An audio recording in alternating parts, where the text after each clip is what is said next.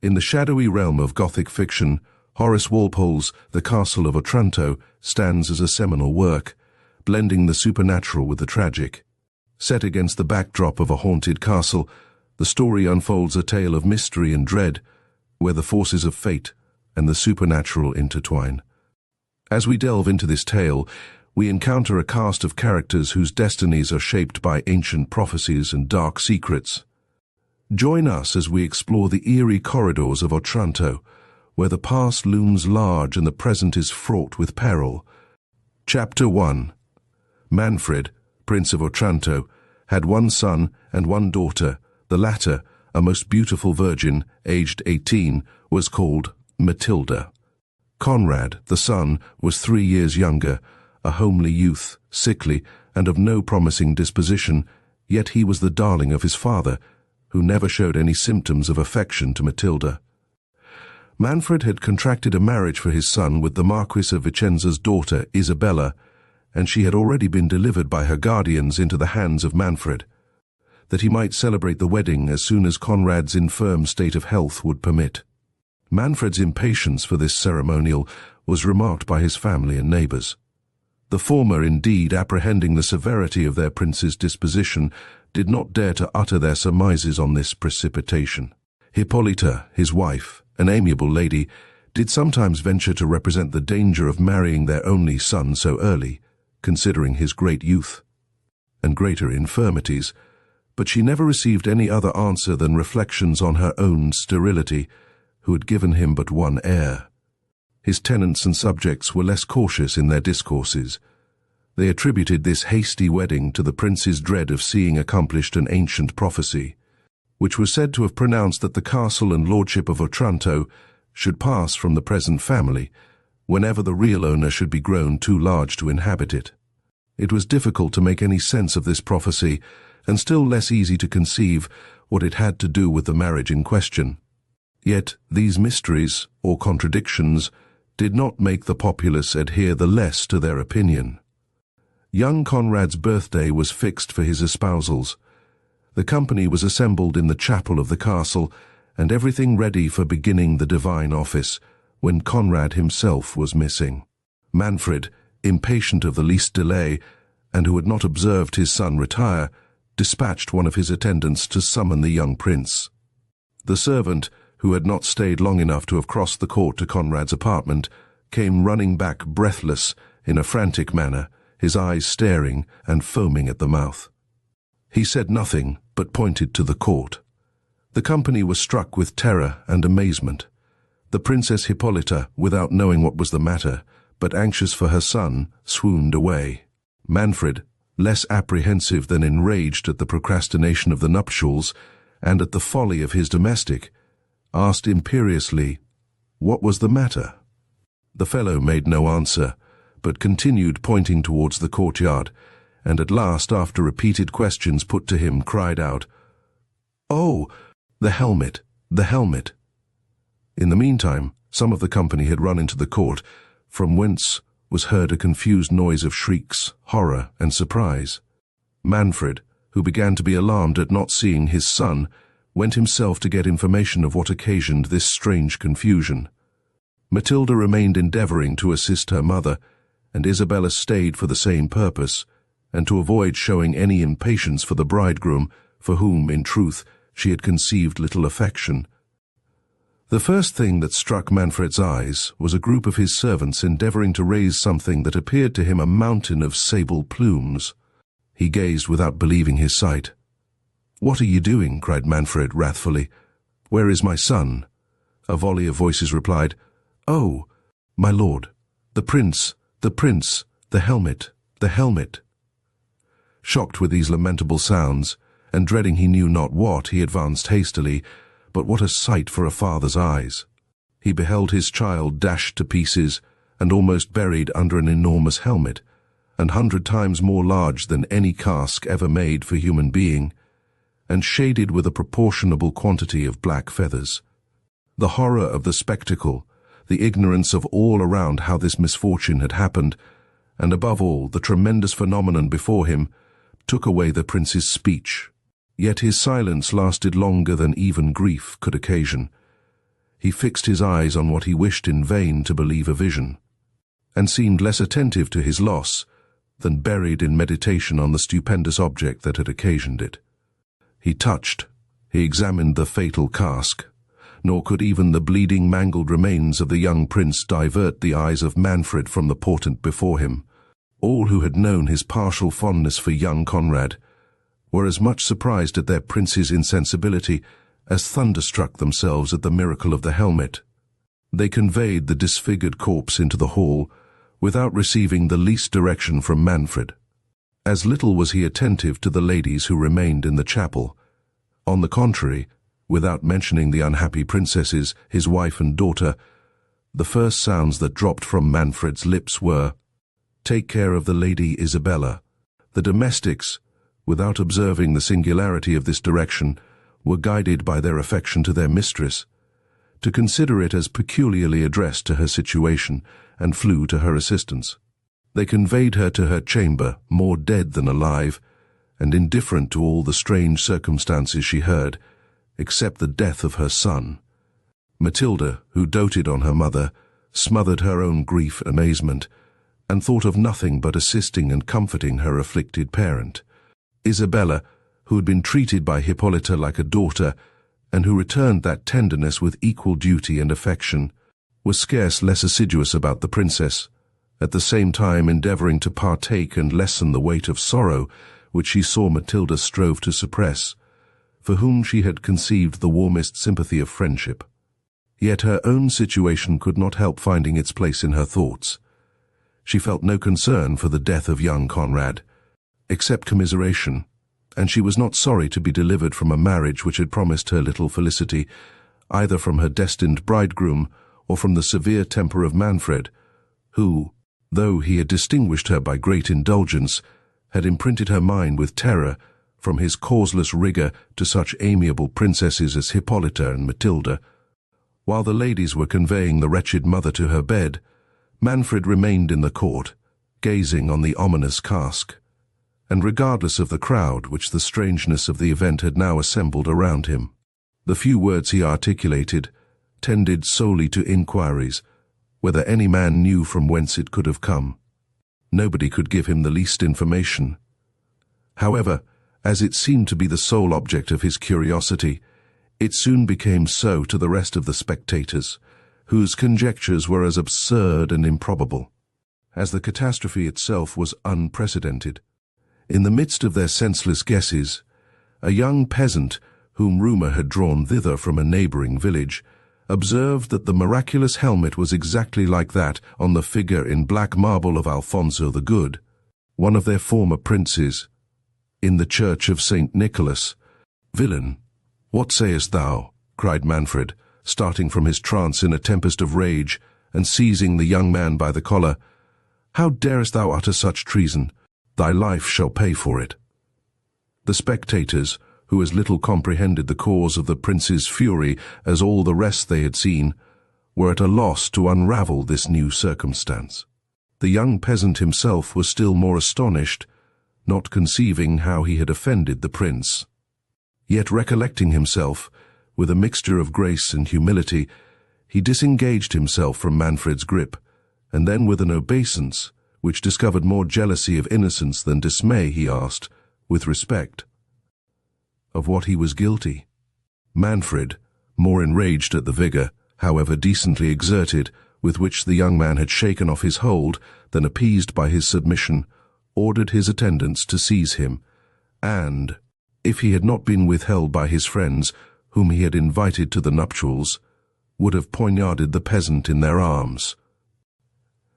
During this altercation, some of the vulgar spectators had run to the great church, which stood near the castle, and came back open-mouthed, declaring that the helmet was missing from Alfonso's statue. Manfred at this news grew perfectly frantic, and as if he sought a subject on which to vent the tempest within him, he rushed again on the young peasant, crying, "Villain! Monster! Sorcerer! 'Tis thou hast done this! 'Tis thou hast slain my son!" The mob, who wanted some object within the scope of their capacities, on whom they might discharge their bewildered reasoning, caught the words from the mouth of their lord, and re-echoed, Aye, aye, 'tis he, he has stolen the helmet from good Alfonso's tomb, and dashed out the brains of our young prince with it, never reflecting how enormous the disproportion was between the marble helmet that had been in the church and that of steel before their eyes, nor how impossible it was for a youth seemingly not 20 to wield a piece of armor of so prodigious a weight. The folly of these ejaculations brought Manfred to himself, yet whether provoked at the peasant having observed the resemblance between the two helmets, and thereby led to the farther discovery of the absence of that in the church, or wishing to bury any such rumour under so impertinent a supposition, he gravely pronounced that the young man was certainly a necromancer, and that till the church could take cognizance of the affair, he would have the magician, whom they had thus detected, kept prisoner under the helmet itself, which he ordered his attendants to raise, and place the young man under it, declaring he should be kept there without food, with which his own infernal art might furnish him. It was in vain for the youth to represent against this preposterous sentence. In vain did Manfred's friends endeavour to divert him from this savage and ill-grounded resolution. The generality were charmed with their lord's decision, which, to their apprehensions, carried great appearance of justice. As the magician was to be punished by the very instrument with which he had offended, nor were they struck with the least compunction at the probability of the youth being starved, for they firmly believed that, by his diabolic skill, he could easily supply himself with nutriment. Manfred thus saw his commands even cheerfully obeyed, and appointing a guard with strict orders to prevent any food being conveyed to the prisoner, he dismissed his friends and attendants, and retired to his own chamber. After locking the gates of the castle, in which he suffered none but his domestics to remain. In the meantime, the care and zeal of the young ladies had brought the Princess Hippolyta to herself, who amidst the transports of her own sorrow frequently demanded news of her lord, would have dismissed her attendants to watch over him, and at last enjoined Matilda to leave her and visit and comfort her father. Matilda, who wanted no affectionate duty to Manfred, though she trembled at his austerity, obeyed the orders of Hippolyta, whom she tenderly recommended to Isabella, and inquiring of the domestics for her father, was informed that he was retired to his chamber, and had commanded that nobody should have admittance to him. Concluding that he was immersed in sorrow for the death of her brother, and fearing to renew his tears by the sight of his sole remaining child, she hesitated whether she should break in upon his affliction, yet solicitude for him, backed by the commands of her mother, encouraged her to venture disobeying the orders he had given, a fault she had never been guilty of before. The gentle timidity of her nature made her pause for some minutes at his door. She heard him traverse his chamber backwards and forwards with disordered steps, a mood which increased her apprehensions. She was, however, just going to beg admittance, when Manfred suddenly opened the door, and as it was now twilight, concurring with the disorder of his mind, he did not distinguish the person, but asked angrily who it was. Matilda replied, trembling, "My dearest father, it is I, your daughter." Manfred, stepping back hastily, cried, "Begone! I do not want a daughter," and flinging back abruptly, clapped the door against the terrified Matilda. She was too well acquainted with her father's impetuosity to venture a second intrusion. When she had a little recovered the shock of so bitter a reception, she wiped away her tears to prevent the additional stab that the knowledge of it would give to Hippolyta, who questioned her in the most anxious terms on the health of Manfred, and how he bore his loss. Matilda assured her he was well, and supported his misfortune with manly fortitude. "But will he not let me see him?" said Hippolyta mournfully. "Will he not permit me to blend my tears with his, and shed a mother's sorrows in the bosom of her lord? Or do you deceive me, Matilda? I know how Manfred doted on his son. Is not the stroke too heavy for him? Has he not sunk under it?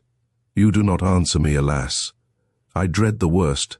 Raise me, my maidens, I will see my lord. Bear me to him instantly, he is dearer to me even than my children."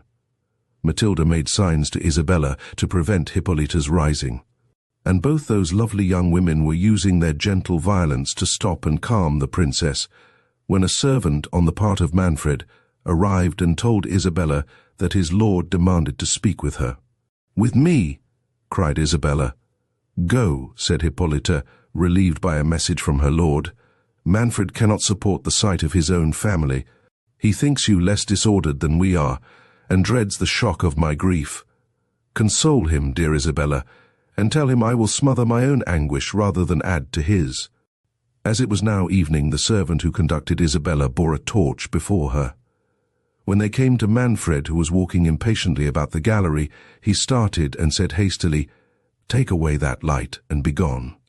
Then, shutting the door impetuously, he flung himself upon a bench against the wall, and bade Isabella sit by him. She obeyed trembling.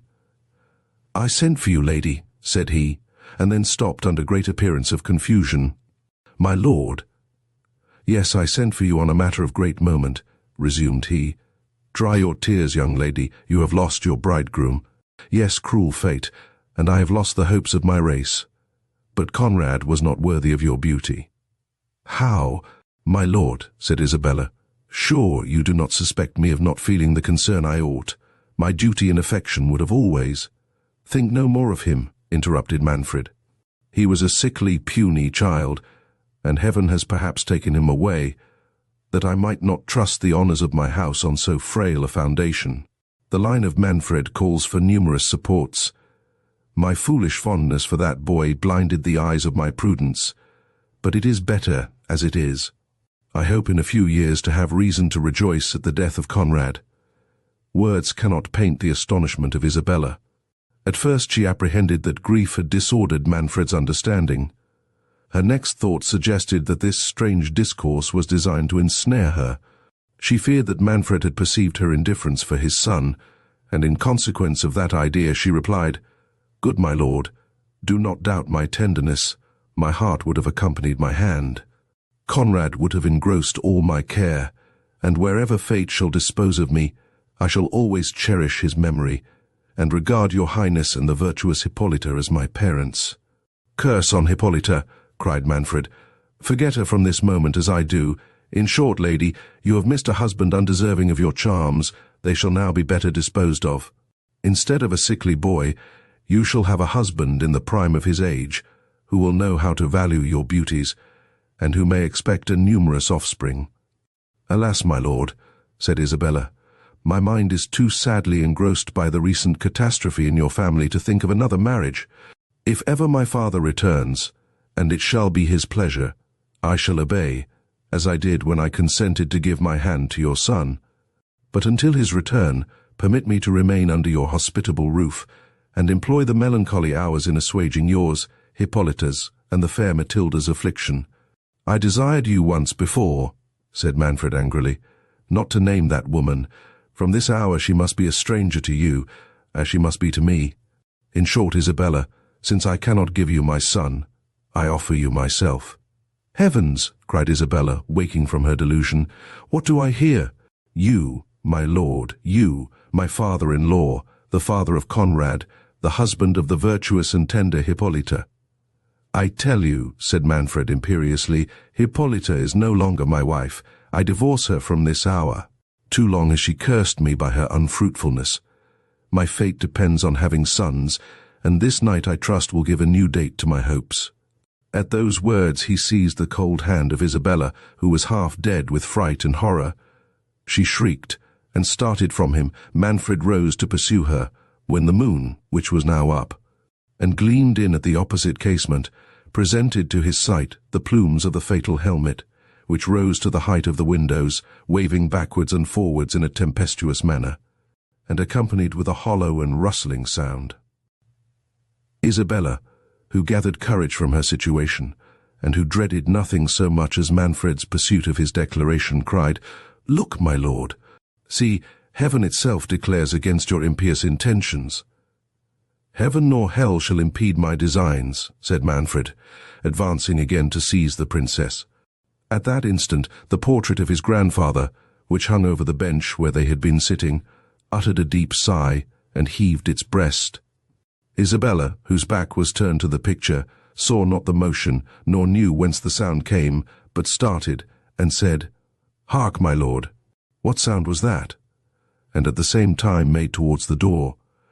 Manfred, distracted between the flight of Isabella, who had now reached the stairs, and yet unable to keep his eyes from the picture, which began to move, had, however, advanced some steps after her, still looking backwards on the portrait, when he saw it quit its panel and descend on the floor with a grave and melancholy air.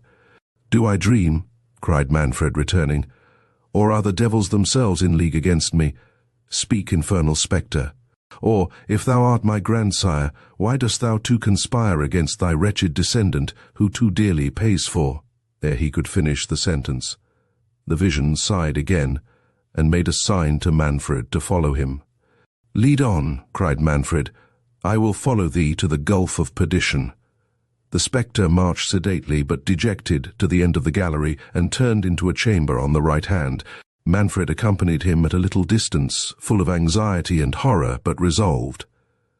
As he would have entered the chamber, the door was clapped to with violence by an invisible hand. The prince, collecting courage from this delay, would have forcibly burst open the door with his foot, but found that it resisted his utmost efforts. "Since hell will not satisfy my curiosity," said Manfred, "I will use the human means in my power for preserving my race. Isabella shall not escape me." The lady, whose resolution had given way to terror the moment she had quitted Manfred, continued her flight to the bottom of the principal staircase. There she stopped, not knowing whither to direct her steps, nor how to escape from the impetuosity of the prince. The gates of the castle, she knew, were locked, and guards placed in the court. Should she, as her heart prompted her, go and prepare Hippolyta for the cruel destiny that awaited her? She did not doubt, but Manfred would seek her there, and that his violence would incite him to double the injury he meditated, without leaving room for them to avoid the impetuosity of his passions. Delay might give him time to reflect on the horrid measures he had conceived, or produce some circumstance in her favour, if she could, for that night at least, avoid his odious purpose. Yet where conceal herself? How avoid the pursuit he would infallibly make throughout the castle? As these thoughts passed rapidly through her mind, she recollected a subterraneous passage which led from the vaults of the castle to the church of St. Nicholas. Could she reach the altar before she was overtaken? She knew even Manfred's violence would not dare to profane the sacredness of the place, and she determined, if no other means of deliverance offered, to shut herself up for ever among the holy virgins whose convent was contiguous to the cathedral. In this resolution she seized a lamp that burned at the foot of the staircase and hurried towards the secret passage. The lower part of the castle was hollowed into several intricate cloisters, and it was not easy for one under so much anxiety to find the door that opened into the cavern. An awful silence reigned throughout those subterraneous regions, except now and then some blasts of wind that shook the doors she had passed, and which, grating on the rusty hinges, were re-echoed through that long labyrinth of darkness. Every murmur struck her with new terror, yet more she dreaded to hear the wrathful voice of Manfred urging his domestics to pursue her. She trod as softly as impatience would give her leave, yet frequently stopped and listened to hear if she was followed. In one of those moments she thought she heard a sigh. She shuddered and recoiled a few paces. In a moment she thought she heard the step of some person. Her blood curdled. She concluded it was Manfred. Every suggestion that horror could inspire rushed into her mind. She condemned her rash flight, which had thus exposed her to his rage in a place where her cries were not likely to draw anybody to her assistance. Yet the sound seemed not to come from behind. If Manfred knew where she was, he must have followed her. She was still in one of the cloisters, and the steps she had heard were too distinct to proceed from the way she had come. Cheered with this reflection, and hoping to find a friend in whoever was not the prince, she was going to advance, when a door that stood ajar, at some distance to the left, was opened gently. But ere her lamp, which she held up, could discover who opened it, the person retreated precipitately on seeing the light. Isabella, whom every incident was sufficient to dismay, hesitated whether she should proceed. Her dread of Manfred soon outweighed every other terror. The very circumstance of the person avoiding her gave her a sort of courage. It could only be, she thought, some domestic belonging to the castle. Her gentleness had never raised her an enemy, and conscious innocence made her hope that, unless sent by the prince's order to seek her, his servants would rather assist than prevent her flight. Fortifying herself with these reflections, and believing by what she could observe that she was near the mouth of the subterraneous cavern, she approached the door that had been opened, but a sudden gust of wind that met her at the door extinguished her lamp and left her in total darkness. Words cannot paint the horror of the princess's situation. Alone in so dismal a place, her mind imprinted with all the terrible events of the day, hopeless of escaping, expecting every moment the arrival of Manfred. And far from tranquil on knowing she was within reach of somebody, she knew not whom, who for some cause seemed concealed thereabouts. All these thoughts crowded on her distracted mind, and she was ready to sink under her apprehensions. She addressed herself to every saint in heaven, and inwardly implored their assistance. For a considerable time she remained in an agony of despair. At last, as softly as was possible, she felt for the door, and having found it, entered trembling into the vault from whence she had heard the sigh and steps. It gave her a kind of momentary joy to perceive an imperfect ray of clouded moonshine gleam from the roof of the vault, which seemed to be fallen in, and from whence hung a fragment of earth or building. She could not distinguish which. That appeared to have been crushed inwards. She advanced eagerly towards this chasm, when she discerned a human form standing close against the wall. She shrieked, believing it the ghost of her betrothed Conrad. The figure, advancing, said in a submissive voice, "Be not alarmed, lady, I will not injure you." Isabella, a little encouraged by the words and tone of voice of the stranger, and recollecting that this must be the person who had opened the door, recovered her spirits enough to reply, "Sir, whoever you are, take pity on a wretched princess standing on the brink of destruction. Assist me to escape from this fatal castle, or in a few moments I may be made miserable forever." "Alas," said the stranger, "what can I do to assist you? I will die in your defense, but I am unacquainted with the castle, and want—" "Oh," said Isabella, hastily interrupting him, "help me but to find a trap-door that must be hereabout, and it is the greatest service you can do me, for I have not a minute to lose." Saying these words, she felt about on the pavement, and directed the stranger to search likewise for a smooth piece of brass enclosed in one of the stones. "That," said she, "is the lock which opens with a spring, of which I know the secret. If we can find that, I may escape, if not, alas. Courteous stranger, I fear I shall have involved you in my misfortunes. Manfred will suspect you for the accomplice of my flight, and you will fall a victim to his resentment." "I value not my life," said the stranger, "and it will be some comfort to lose it in trying to deliver you from his tyranny." "Generous youth," said Isabella, "how shall I ever requite?" As she uttered those words, a ray of moonshine streaming through a cranny of the ruin above shone directly on the lock they sought. "Oh, transport," said Isabella, "here is the trap-door." And taking out the key, she touched the spring, which, starting aside, discovered an iron ring. "Lift up the door," said the princess. The stranger obeyed, and beneath appeared some stone steps descending into a vault totally dark. "We must go down here," said Isabella. "Follow me, dark and dismal as it is, we cannot miss our way, it leads directly to the church of St. Nicholas." "But perhaps," added the princess modestly, "you have no reason to leave the castle, nor have I farther occasion for your service. In a few minutes I shall be safe from Manfred's rage. Only let me know to whom I am so much obliged." "I will never quit you," said the stranger eagerly, "until I have placed you in safety, nor think me, princess, more generous than I am, though you are my principal care." The stranger was interrupted by a sudden noise of voices that seemed approaching, and they soon distinguished these words, "Talk not to me of necromancers. I tell you she must be in the castle. I will find her in spite of enchantment." "Oh, heavens!" cried Isabella, "it is the voice of Manfred. Make haste, or we are ruined, and shut the trap-door after you." Saying this, she descended the steps precipitately, and as the stranger hastened to follow her, He let the door slip out of his hands. It fell, and the spring closed over it. He tried in vain to open it, not having observed Isabella's method of touching the spring, nor had he many moments to make an essay. The noise of the falling door had been heard by Manfred, who, directed by the sound, hastened thither, attended by his servants with torches. "It must be Isabella," cried Manfred before he entered the vault. "She is escaping by the subterraneous passage, but she cannot have got far." What was the astonishment of the prince when, instead of Isabella, the light of the torches discovered to him the young peasant whom he thought confined under the fatal helmet. "Traitor," said Manfred, "how camest thou here? I thought thee in durance above in the court." "I am no traitor," replied the young man boldly, "nor am I answerable for your thoughts."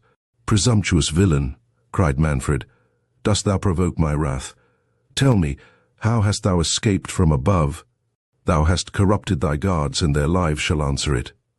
"My poverty," said the peasant calmly, "will disculpate them. Though the ministers of a tyrant's wrath, to thee they are faithful, and but too willing to execute the orders which you unjustly imposed upon them. Art thou so hardy as to dare my vengeance?" said the prince. "But tortures shall force the truth from thee. Tell me, I will know thy accomplices." "There was my accomplice," said the youth, smiling and pointing to the roof. Manfred ordered the torches to be held up, and perceived that one of the cheeks of the enchanted cask had forced its way through the pavement of the court, as his servants had let it fall over the peasant, and had broken through into the vault, leaving a gap through which the peasant had pressed himself some minutes before he was found by Isabella. "Was that the way by which thou didst descend?" said Manfred. "It was," said the youth. "But what noise was that," said Manfred, "which I heard as I entered the cloister?" "A door clapped," said the peasant. "I heard it as well as you." "What door?" said Manfred hastily. "I am not acquainted with your castle," said the peasant. "This is the first time I ever entered it, and this vault the only part of it within which I ever was." "But I tell thee," said Manfred, wishing to find out if the youth had discovered the trap-door, "it was this way I heard the noise. My servants heard it too." "My lord," interrupted one of them officiously, "to be sure it was the trap-door, and he was going to make his escape." "Peace, blockhead," said the prince angrily. "If he was going to escape, how should he come on this side? I will know from his own mouth what noise it was I heard. Tell me truly, thy life depends on thy veracity." "My veracity is dearer to me than my life," said the peasant, "nor would I purchase the one by forfeiting the other." "Indeed, young philosopher," said Manfred contemptuously, "tell me then, what was the noise I heard?" "Ask me what I can answer," said he, "and put me to death instantly if I tell you a lie." Manfred, growing impatient at the steady valour and indifference of the youth, cried, "Well then, thou man of truth, answer. Was it the fall of the trapdoor that I heard?" "It was," said the youth. "It was," said the prince. "And how didst thou come to know there was a trap-door here?" "I saw the plate of brass by a gleam of moonshine," replied he. "But what told thee it was a lock?" said Manfred. "How didst thou discover the secret of opening it?" "Providence that delivered me from the helmet was able to direct me to the spring of a lock," said he. "Providence should have gone a little farther, and have placed thee out of the reach of my resentment," said Manfred. "When Providence had taught thee to open the lock, it abandoned thee for a fool, who did not know how to make use of its favours. Why didst thou not pursue the path pointed out for thy escape? Why didst thou shut the trap-door before thou hadst descended the steps?" "I might ask you, my lord," said the peasant, "how I, totally unacquainted with your castle, was to know that those steps led to any outlet. But I scorn to evade your questions. Wherever those steps lead to, perhaps I should have explored the way. I could not be in a worse situation than I was. But the truth is, I let the trap-door fall. Your immediate arrival followed. I had given the alarm. What imported it to me whether I was seized a minute sooner or a minute later? Thou art a resolute villain for thy years," said Manfred. "Yet, on reflection, I suspect thou dost but trifle with me. Thou hast not yet told me how thou didst open the lock." "That I will show you, my lord," said the peasant, and taking up a fragment of stone that had fallen from above, He laid himself on the trap-door and began to beat on the piece of brass that covered it, meaning to gain time for the escape of the princess. This presence of mind, joined to the frankness of the youth, staggered Manfred. He even felt a disposition towards pardoning one who had been guilty of no crime. Manfred was not one of those savage tyrants who wanton in cruelty unprovoked. The circumstances of his fortune had given an asperity to his temper, which was naturally humane, and his virtues were always ready to operate, when his passions did not obscure his reason. While the prince was in this suspense, a confused noise of voices echoed through the distant vaults. As the sound approached, he distinguished the clamours of some of his domestics, whom he had dispersed through the castle in search of Isabella, calling out, "Where is my lord? Where is the prince?" "Here I am," said Manfred as they came nearer. "Have you found the princess?" The first that arrived replied, "Oh, my lord, I am glad we have found you." "Found me," said Manfred. "Have you found the princess?" "We thought we had, my lord," said the fellow, looking terrified. But what?" cried the prince. "Has she escaped?" "Jacques and I, my lord." "Yes, I and Diego," interrupted the second, who came up in still greater consternation. "Speak one of you at a time," said Manfred. "I ask you, where is the princess?" "We do not know," said they both together, "but we are frightened out of our wits." "So I think, blockheads," said Manfred. "What is it has scared you thus?" "Oh, my lord," said Jacques, "Diego has seen such a sight. Your highness would not believe our eyes." "What new absurdity is this?" cried Manfred. "Give me a direct answer, or by heaven." "Why, my lord, if it please your highness to hear me," said the poor fellow. "Diego and I." "Yes, I and Jacques," cried his comrade. "Did not I forbid you to speak both at a time?" said the prince. "You, Jacques, answer, for the other fool seems more distracted than thou art." "What is the matter?" "My gracious lord," said Jacques, "if it please your highness to hear me, Diego and I, according to your highness's orders, went to search for the young lady, but being comprehensive that we might meet the ghost of my young lord, your highness's son, God rest his soul, as he has not received Christian burial." "Sot!" cried Manfred in a rage. "Is it only a ghost, then, that thou hast seen?" "Oh, worse, worse."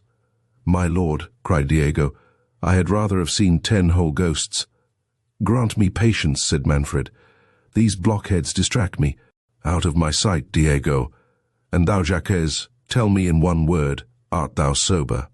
Art thou raving? Thou wast wont to have some sense. Has the other sot frightened himself and thee too? Speak. What is it he fancies he has seen?"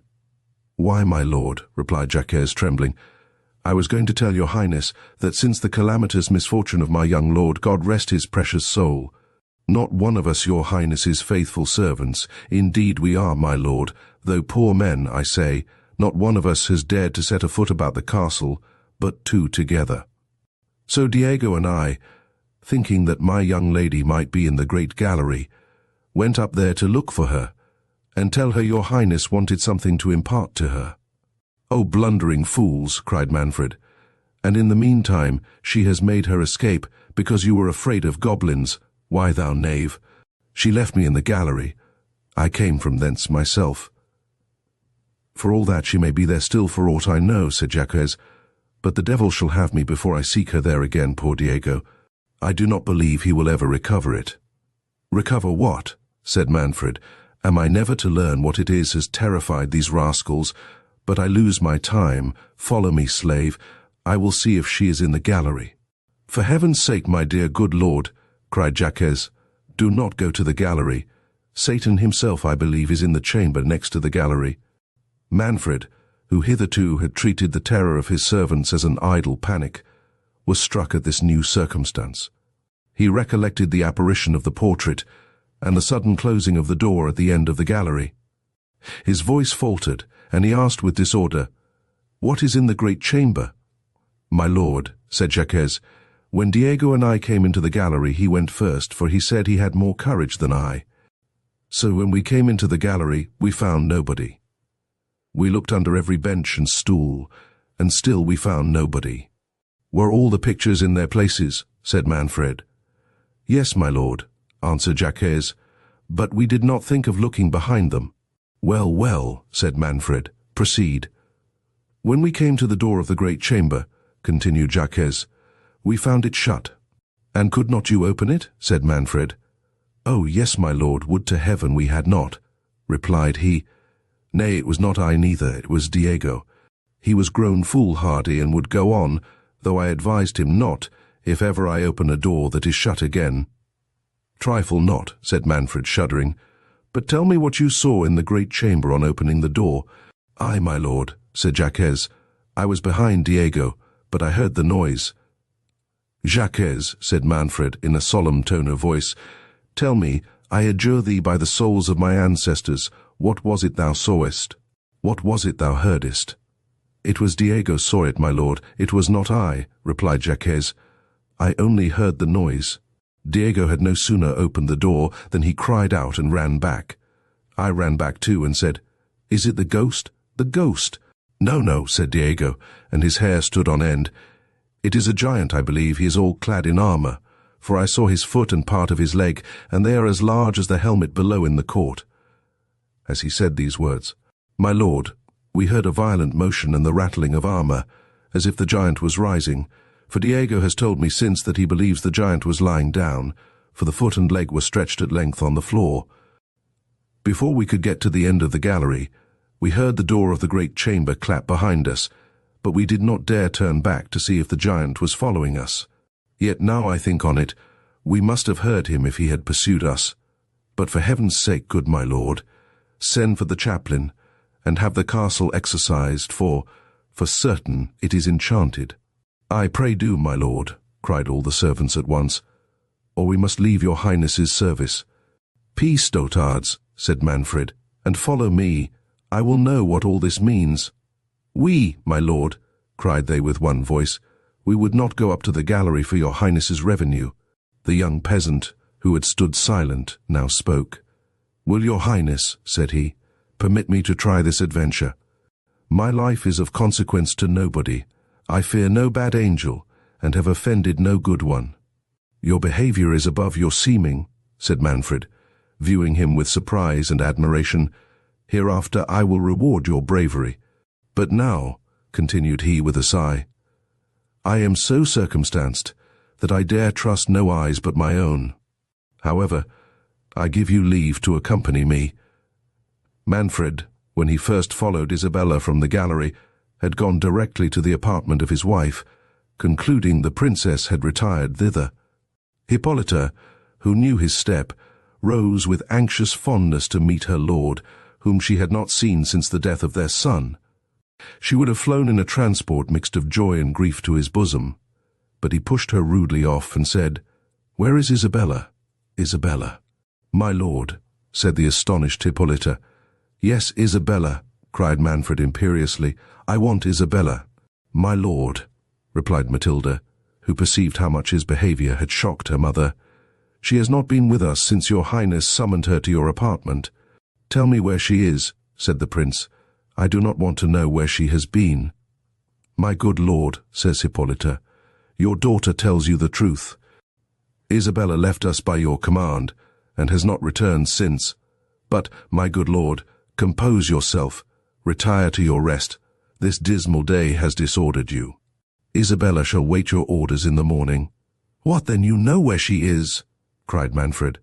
Tell me directly, for I will not lose an instant. And you, woman, speaking to his wife, order your chaplain to attend me forthwith. Isabella, said Hippolyta calmly, is retired, I suppose, to her chamber. She is not accustomed to watch at this late hour. Gracious my lord, continued she, let me know what has disturbed you. Has Isabella offended you? Trouble me not with questions, said Manfred, but tell me where she is. Matilda shall call her, said the princess. Sit down, my lord, and resume your wonted fortitude. What, art thou jealous of Isabella? Replied he, that you wish to be present at our interview. Good heavens! My lord, said Hippolyta, what is it your highness means? Thou wilt know ere many minutes are past, said the cruel prince. Send your chaplain to me and wait my pleasure here. At these words he flung out of the room in search of Isabella, leaving the amazed ladies thunderstruck with his words and frantic deportment, and lost in vain conjectures on what he was meditating. Manfred was now returning from the vault, attended by the peasant and a few of his servants whom he had obliged to accompany him. He ascended the staircase without stopping till he arrived at the gallery, at the door of which he met Hippolyta and her chaplain. When Diego had been dismissed by Manfred, he had gone directly to the princess's apartment with the alarm of what he had seen. That excellent lady, who no more than Manfred doubted of the reality of the vision, yet affected to treat it as a delirium of the servant. Willing, however, to save her lord from any additional shock, and prepared by a series of griefs not to tremble at any accession to it, she determined to make herself the first sacrifice. If fate had marked the present hour for their destruction, dismissing the reluctant Matilda to her rest, who in vain sued for leave to accompany her mother, and attended only by her chaplain. Hippolyta had visited the gallery and great chamber, and now, with more serenity of soul than she had felt for many hours, she met her lord, and assured him that the vision of the gigantic leg and foot was all a fable, and no doubt an impression made by fear and the dark and dismal hour of the night on the minds of his servants. She and the chaplain had examined the chamber, and found everything in the usual order. Manfred, though persuaded, like his wife, that the vision had been no work of fancy, recovered a little from the tempest of mind into which so many strange events had thrown him. Ashamed, too, of his inhuman treatment of a princess who returned every injury with new marks of tenderness and duty, he felt returning love forcing itself into his eyes, but not less ashamed of feeling remorse towards one against whom he was inwardly meditating a yet more bitter outrage. He curbed the yearnings of his heart, and did not dare to lean even towards pity. The next transition of his soul was to exquisite villainy. Presuming on the unshaken submission of Hippolyta, he flattered himself that she would not only acquiesce with patience to a divorce, but would obey. If it was his pleasure, in endeavouring to persuade Isabella to give him her hand, but ere he could indulge his horrid hope, he reflected that Isabella was not to be found. Coming to himself, he gave orders that every avenue to the castle should be strictly guarded, and charged his domestics on pain of their lives to suffer nobody to pass out.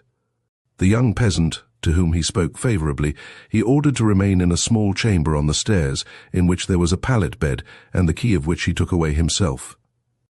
Telling the youth he would talk with him in the morning. Then, dismissing his attendants, and bestowing a sullen kind of half-nod on Hippolyta, he retired to his own chamber. Chapter 2. Matilda, who by Hippolyta's order had retired to her apartment, was ill-disposed to take any rest. The shocking fate of her brother had deeply affected her. She was surprised at not seeing Isabella, but the strange words which had fallen from her father, and his obscure menace to the princess his wife, accompanied by the most furious behaviour, had filled her gentle mind with terror and alarm. She waited anxiously for the return of Bianca, a young damsel that attended her, whom she had sent to learn what was become of Isabella. Bianca soon appeared, and informed her mistress of what she had gathered from the servants, that Isabella was nowhere to be found. She related the adventure of the young peasant who had been discovered in the vault, though with many simple additions from the incoherent accounts of the domestics, and she dwelt principally on the gigantic leg and foot which had been seen in the gallery chamber. This last circumstance had terrified Bianca so much that she was rejoiced when Matilda told her that she would not go to rest, but would watch till the princess should rise. The young princess wearied herself in conjectures on the flight of Isabella, and on the threats of Manfred to her mother. "But what business could he have so urgent with the chaplain?" said Matilda. "Does he intend to have my brother's body interred privately in the chapel?" "Oh, madam," said Bianca, "now I guess. As you are become his heiress, he is impatient to have you married. He has always been raving for more sons. I warrant he is now impatient for grandsons. As sure as I live, madam, I shall see you a bride at last. Good madam, you won't cast off your faithful Bianca. You won't put Donna Rosara over me now you are a great princess." "My poor Bianca," said Matilda, How fast your thoughts amble! I, a great princess. What hast thou seen in Manfred's behaviour since my brother's death that bespeaks any increase of tenderness to me? No, Bianca. His heart was ever a stranger to me. But he is my father, and I must not complain. Nay, if heaven shuts my father's heart against me, it overpays my little merit in the tenderness of my mother. Oh, that dear mother! Yes, Bianca, 'tis there I feel the rugged temper of Manfred. I can support his harshness to me with patience, but it wounds my soul when I am witness to his causeless severity towards her. Oh, madam, said Bianca, all men use their wives so, when they are weary of them. And yet you congratulated me but now, said Matilda, when you fancied my father intended to dispose of me. I would have you a great lady, replied Bianca, come what will. I do not wish to see you moped in a convent, as you would be if you had your will, and if my lady, your mother, who knows that a bad husband is better than no husband at all, did not hinder you, bless me. What noise is that? St. Nicholas forgive me, I was but in jest. It is the wind, said Matilda, whistling through the battlements in the tower above. You have heard it 1,000 times. Nay, said Bianca, there was no harm neither in what I said. It is no sin to talk of matrimony, and so, madam, as I was saying, if my Lord Manfred should offer you a handsome young prince for a bridegroom, you would drop him a curtsy, and tell him you would rather take the veil. Thank heaven! I am in no such danger, said Matilda. You know how many proposals for me he has rejected, and you thank him, like a dutiful daughter, do you, madam? But come, madam, suppose tomorrow morning he was to send for you to the great council chamber, and there you should find at his elbow a lovely young prince, with large black eyes, a smooth white forehead, and manly curling locks like jet, in short, madam, a young hero resembling the picture of the good Alfonso in the gallery, which you sit and gaze at for hours together. Do not speak lightly of that picture, interrupted Matilda, sighing. I know the adoration with which I look at that picture is uncommon, but I am not in love with a coloured panel. The character of that virtuous prince, the veneration with which my mother has inspired me for his memory, the orisons which I know not why she has enjoined me to pour forth at his tomb, all have concurred to persuade me that somehow or other my destiny is linked with something relating to him. Lord, madam, how should that be? Said Bianca. I have always heard that your family was in no way related to his, and I am sure I cannot conceive why my lady, the princess, sends you in a cold morning or a damp evening to pray at his tomb. He is no saint by the almanac. If you must pray, why does she not bid you address yourself to our great St. Nicholas? I am sure he is the saint I pray to for a husband. Perhaps my mind would be less affected, said Matilda, if my mother would explain her reasons to me, but it is the mystery she observes that inspires me with this. I know not what to call it. As she never acts from caprice, I am sure there is some fatal secret at bottom. Nay, I know there is. In her agony of grief for my brother's death she dropped some words that intimated as much. Oh, dear madam, cried Bianca. What were they? No, said Matilda. If a parent lets fall a word and wishes it recalled, it is not for a child to utter it. What? Was she sorry for what she had said? Asked Bianca. I am sure, madam, you may trust me. With my own little secrets when I have any, I may. Said Matilda. But never with my mother's. A child ought to have no ears or eyes, but as a parent directs. Well, to be sure, madam, you were born to be a saint, said Bianca, and there is no resisting one's vocation. You will end in a convent at last. But there is my lady Isabella would not be so reserved to me. She will let me talk to her of young men. And when a handsome cavalier has come to the castle, she has owned to me that she wished your brother Conrad resembled him. Bianca, said the princess, I do not allow you to mention my friend disrespectfully. Isabella is of a cheerful disposition, but her soul is pure as virtue itself. She knows your idle, babbling humour, and perhaps has now and then encouraged it to divert melancholy and enliven the solitude in which my father keeps us. Blessed Mary, said Bianca, starting, there it is again. Dear madam, do you hear nothing? This castle is certainly haunted. Peace, said Matilda, and listen. I did think I heard a voice. But it must be fancy. Your terrors, I suppose, have infected me." "Indeed, indeed, madam," said Bianca, half weeping with agony. "I am sure I heard a voice." "Does anybody lie in the chamber beneath?" said the princess. "Nobody has dared to lie there," answered Bianca, "since the great astrologer, that was your brother's tutor, drowned himself. For certain, madam, his ghost and the young princes are now met in the chamber below. For heaven's sake, let us fly to your mother's apartment." "I charge you not to stir," said Matilda. "If they are spirits in pain, we may ease their sufferings by questioning them. They can mean no hurt to us, for we have not injured them, and if they should, shall we be more safe in one chamber than in another? Reach me my beads, we will say a prayer and then speak to them." "Oh, dear lady, I would not speak to a ghost for the world," cried Bianca. As she said those words, they heard the casement of the little chamber below Matilda's open. They listened attentively, and in a few minutes thought they heard a person sing, but could not distinguish the words. "This can be no evil spirit," said the princess in a low voice. "It is undoubtedly one of the family. Open the window, and we shall know the voice." "I dare not indeed, madam," said Bianca. "Thou art a very fool," said Matilda, opening the window gently herself. The noise the princess made was, however, heard by the person beneath, who stopped, and they concluded had heard the casement open. "Is anybody below?" said the princess. "If there is, speak." "Yes," said an unknown voice. "Who is it?" said Matilda. "A stranger," replied the voice. "What stranger?" said she, "and how didst thou come there at this unusual hour, when all the gates of the castle are locked?"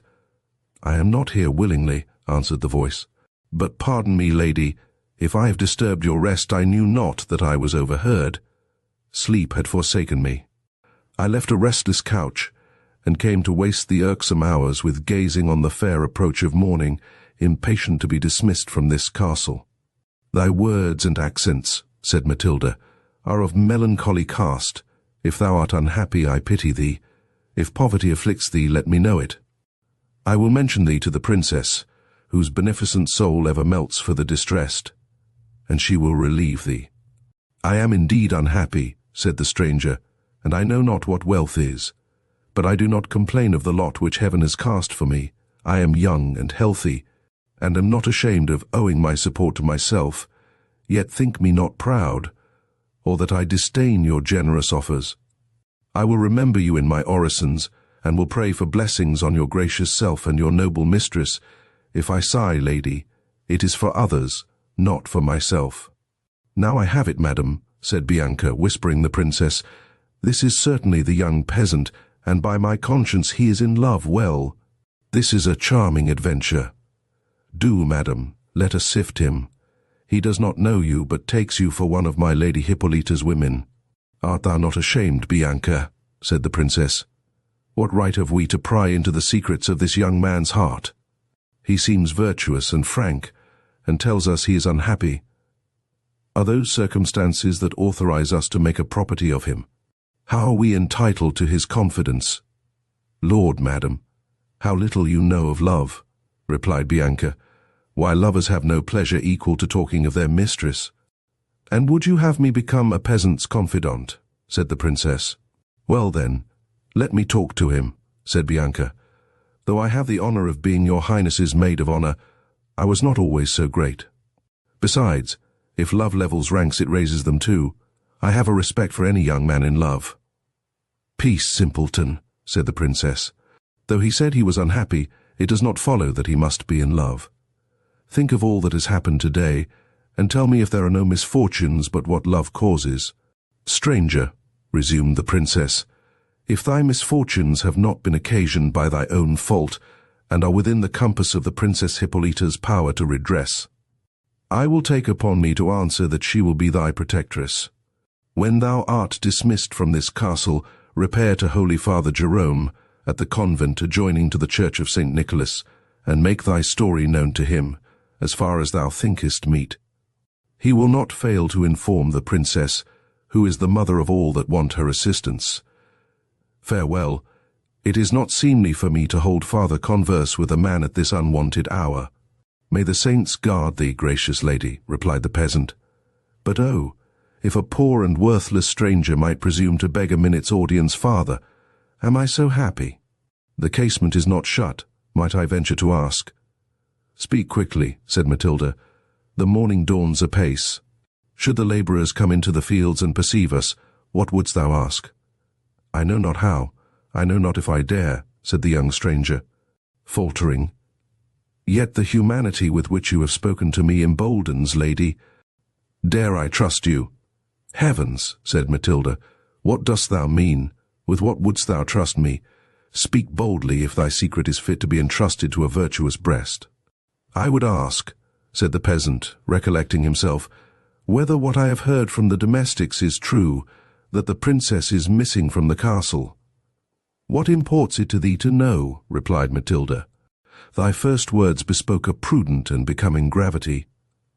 Dost thou come hither to pry into the secrets of Manfred?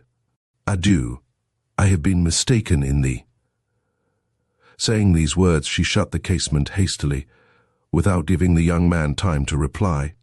"I had acted more wisely," said the princess to Bianca with some sharpness.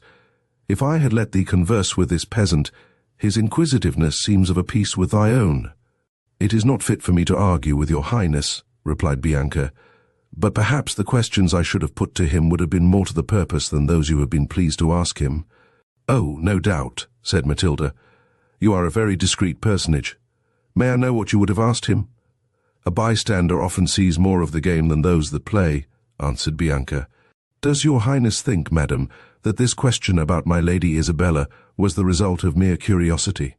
"No, no, madam. There is more in it than you great folks are aware of. Lopez told me that all the servants believe this young fellow contrived my lady Isabella's escape. Now, pray, madam, observe you and I both know that my lady Isabella never much fancied the prince your brother." "Well, he is killed just in a critical minute. I accuse nobody. A helmet falls from the moon, so, my lord, your father says. But Lopez and all the servants say that this young spark is a magician, and stole it from Alfonso's tomb." "Have done with this rhapsody of impertinence," said Matilda. "Nay, madam, as you please," cried Bianca. "Yet it is very particular, though, that my lady Isabella should be missing the very same day, and that this young sorcerer should be found at the mouth of the trap-door. I accuse nobody, but if my young lord came honestly by his death—" "Dare not on thy duty," said Matilda, "to breathe a suspicion on the purity of my dear Isabella's fame." "Purity or not purity," said Bianca, "gone she is.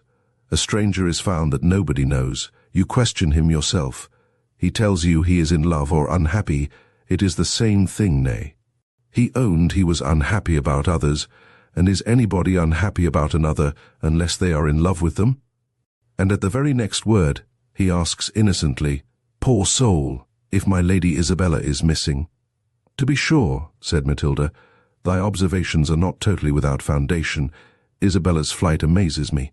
The curiosity of the stranger is very particular, yet Isabella never concealed a thought from me." "So she told you," said Bianca, "to fish out your secrets. But who knows, madam? But this stranger may be some prince in disguise. Do, madam, let me open the window and ask him a few questions." "No," replied Matilda. "I will ask him myself. If he knows aught of Isabella, he is not worthy I should converse farther with him." She was going to open the casement, when they heard the bell ring at the postern gate of the castle, which is on the right hand of the tower, where Matilda lay. This prevented the princess from renewing the conversation with the stranger. After continuing silent for some time, "I am persuaded," said she to Bianca, "that, whatever be the cause of Isabella's flight, it had no unworthy motive. If this stranger was accessory to it, she must be satisfied with his fidelity and worth. I observed, did not you, Bianca, that his words were tinctured with an uncommon infusion of piety. It was no ruffian speech. His phrases were becoming a man of gentle birth. I told you, madam," said Bianca, "that I was sure he was some prince in disguise." "Yet," said Matilda, "if he was privy to her escape, how will you account for his not accompanying her in her flight? Why expose himself unnecessarily and rashly to my father's resentment?" "As for that, madam," replied she, If he could get from under the helmet, he will find ways of eluding your father's anger.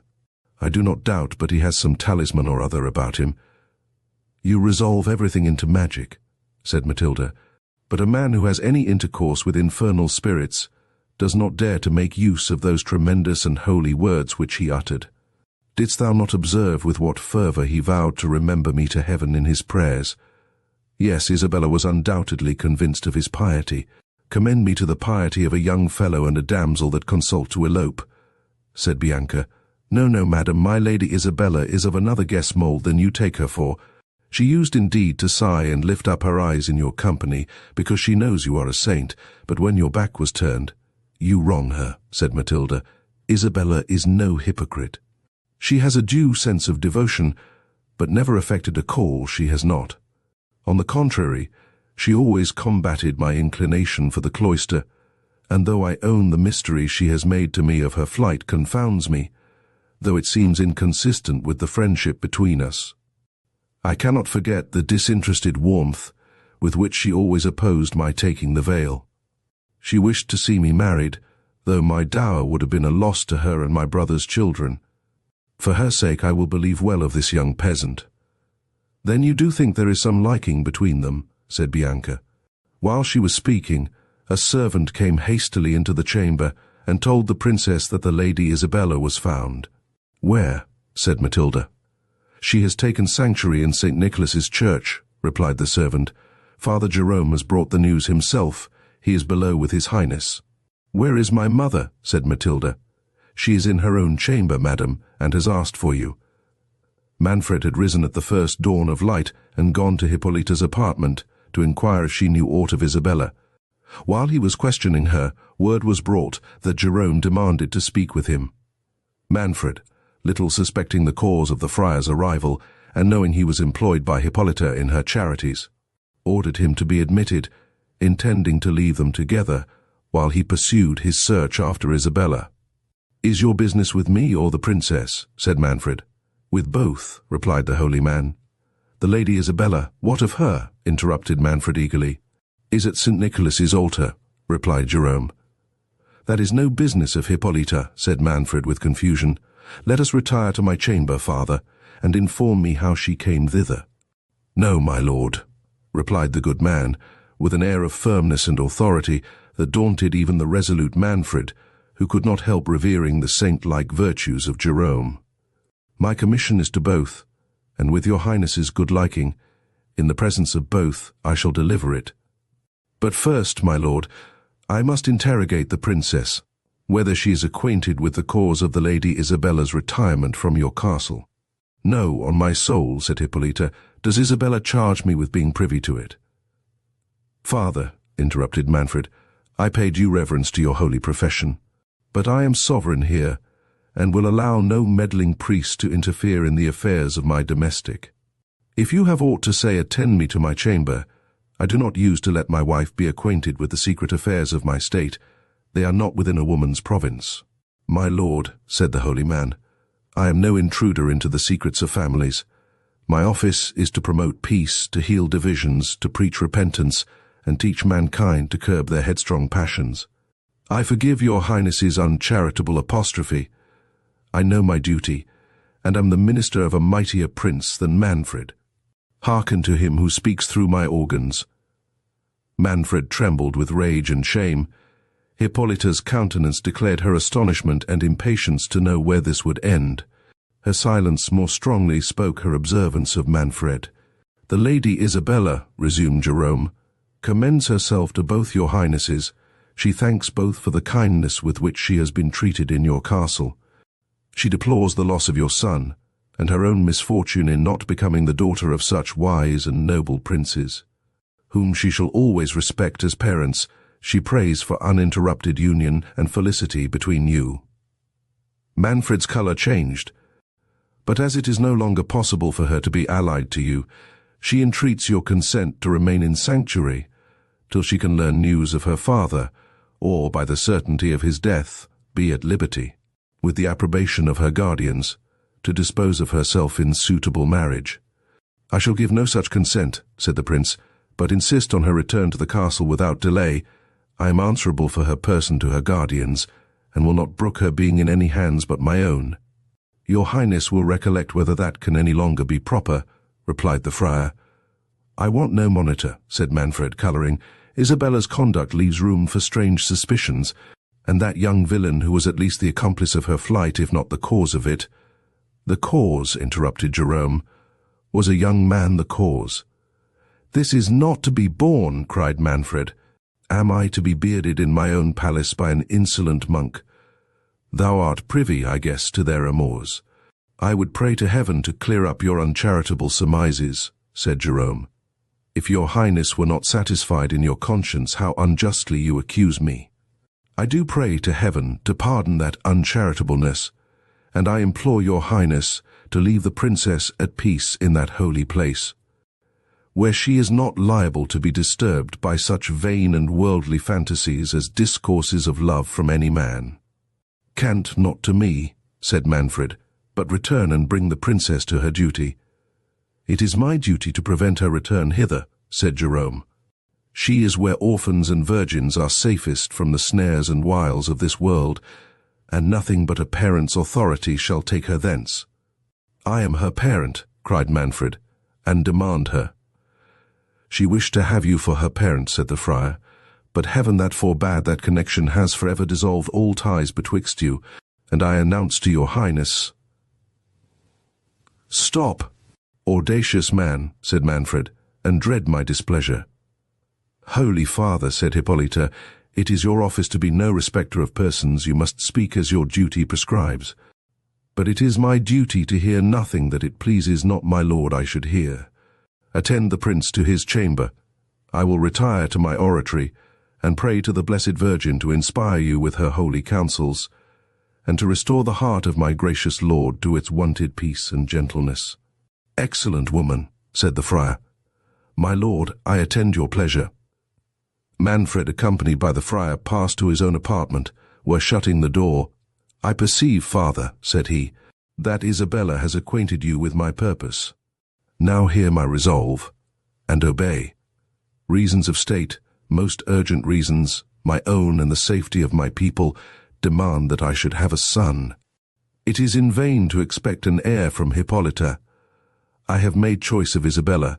You must bring her back, and you must do more. I know the influence you have with Hippolyta. Her conscience is in your hands. She is, I allow, a faultless woman. Her soul is set on heaven, and scorns the little grandeur of this world. You can withdraw her from it entirely. Persuade her to consent to the dissolution of our marriage, and to retire into a monastery. She shall endow one if she will, and she shall have the means of being as liberal to your order as she or you can wish. Thus you will divert the calamities that are hanging over our heads, and have the merit of saving the principality of Otranto from destruction. You are a prudent man, and though the warmth of my temper betrayed me into some unbecoming expressions, I honor your virtue, and wish to be indebted to you for the repose of my life and the preservation of my family." "The will of heaven be done," said the friar. "I am but its worthless instrument. It makes use of my tongue to tell thee, prince, of thy unwarrantable designs. The injuries of the virtuous Hippolyta have mounted to the throne of pity. By me thou art reprimanded for thy adulterous intention of repudiating her. By me thou art warned not to pursue the incestuous design on thy contracted daughter. Heaven that delivered her from thy fury, when the judgment so recently fallen on thy house ought to have inspired thee with other thoughts, will continue to watch over her. Even I, a poor and despised friar, to protect her from thy violence. I, sinner as I am, and uncharitably reviled by your Highness as an accomplice of I know not what amours, scorn the allurements with which it has pleased thee to tempt mine honesty. I love my order, I honor devout souls, I respect the piety of thy princess, but I will not betray the confidence she reposes in me, nor serve even the cause of religion by foul and sinful compliances. But forsooth, the welfare of the state depends on your Highness having a son. Heaven mocks the short-sighted views of man. But yestermorn, whose house was so great, so flourishing as Manfred's, where is young Conrad now? My lord, I respect your tears, but I mean not to check them. Let them flow, prince. They will weigh more with heaven toward the welfare of thy subjects than a marriage which, founded on lust or policy, could never prosper. The sceptre, which passed from the race of Alfonso to thine, cannot be preserved by a match which the Church will never allow. If it is the will of the Most High that Manfred's name must perish, resign yourself, my lord, to its decrees, and thus deserve a crown that can never pass away. Come, my lord, I like this sorrow. Let us return to the princess. She is not apprised of your cruel intentions, nor did I mean more than to alarm you. You saw with what gentle patience, with what efforts of love she heard, she rejected hearing, the extent of your guilt. I know she longs to fold you in her arms and assure you of her unalterable affection. Father, said the prince, you mistake my compunction. True, I honor Hippolyta's virtues. I think her a saint, and wish it were for my soul's health to tie faster the knot that has united us. But alas! Father, you know not the bitterest of my pangs. It is some time that I have had scruples on the legality of our union. Hippolyta is related to me in the 4th degree. It is true we had a dispensation, but I have been informed that she had also been contracted to another. This it is that sits heavy at my heart. To this state of unlawful wedlock I impute the visitation that has fallen on me in the death of Conrad. Ease my conscience of this burden, dissolve our marriage, and accomplish the work of godliness, which your divine exhortations have commenced in my soul. How cutting was the anguish which the good man felt when he perceived this turn in the wily prince. He trembled for Hippolyta, whose ruin he saw was determined, and he feared if Manfred had no hope of recovering Isabella, that his impatience for a son would direct him to some other object, who might not be equally proof against the temptation of Manfred's rank. For some time, the holy man remained absorbed in thought. At length, conceiving some hopes from delay, he thought the wisest conduct would be to prevent the prince from despairing of recovering Isabella. Her the friar knew he could dispose, from her affection to Hippolyta, and from the aversion she had expressed to him for Manfred's addresses, to second his views, till the censures of the Church could be fulminated against a divorce. With this intention, as if struck with the prince's scruples, he at length said, My lord, I have been pondering on what your highness has said, and if in truth it is delicacy of conscience that is the real motive of your repugnance to your virtuous lady, far be it from me to endeavour to harden your heart. The Church is an indulgent mother. Unfold your griefs to her. She alone can administer comfort to your soul, either by satisfying your conscience, or upon examination of your scruples, by setting you at liberty, and indulging you in the lawful means of continuing your lineage. In the latter case, if the Lady Isabella can be brought to consent, Manfred, who concluded that he had either overreached the good man, or that his first warmth had been but a tribute paid to appearance, was overjoyed at this sudden turn, and repeated the most magnificent promises, if he should succeed by the friar's mediation. The well-meaning priest suffered him to deceive himself, fully determined to traverse his views instead of seconding them. Since we now understand one another, resumed the prince, I expect, father, that you satisfy me in one point. Who is the youth that I found in the vault? He must have been privy to Isabella's flight. Tell me truly, is he her lover, or is he an agent for another's passion? I have often suspected Isabella's indifference to my son. 1,000 circumstances crowd on my mind that confirm that suspicion. She herself was so conscious of it, that while I discoursed her in the gallery, she outran my suspicions, and endeavoured to justify herself from coolness to Conrad. The friar, who knew nothing of the youth, but what he had learnt occasionally from the princess, ignorant what was become of him, and not sufficiently reflecting on the impetuosity of Manfred's temper, conceived that it might not be amiss to sow the seeds of jealousy in his mind.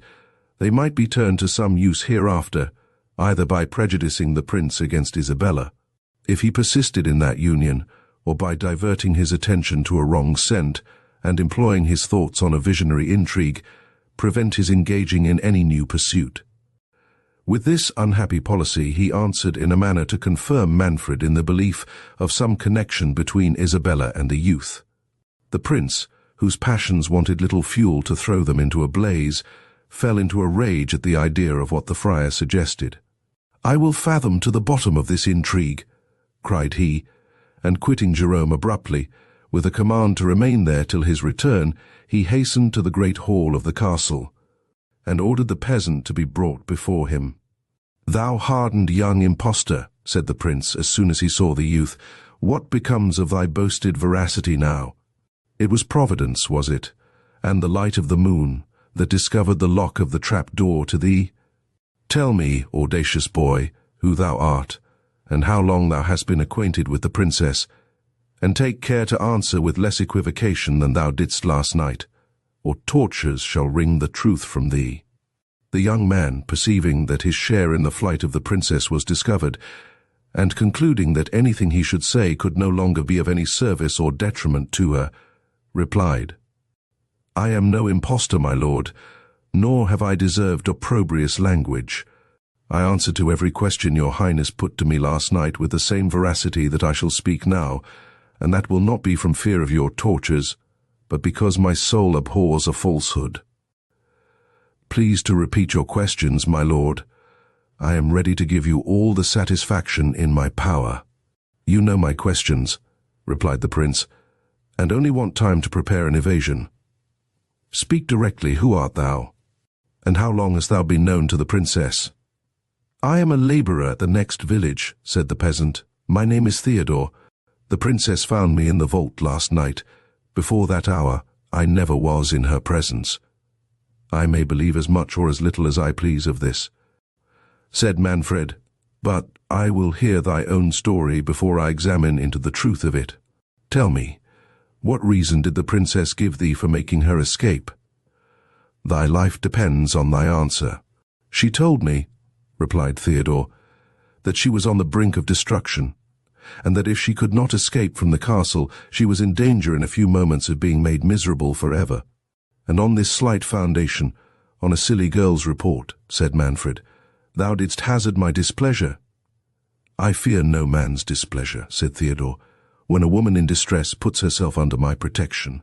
During this examination, Matilda was going to the apartment of Hippolyta. At the upper end of the hall where Manfred sat was a boarded gallery with latticed windows, through which Matilda and Bianca were to pass. Hearing her father's voice, and seeing the servants assembled round him, she stopped to learn the occasion. The prisoner soon drew her attention. The steady and composed manner in which he answered, and the gallantry of his last reply, which were the first words she heard distinctly, interested her in his favour. His person was noble, handsome, and commanding, even in that situation, but his countenance soon engrossed her whole care.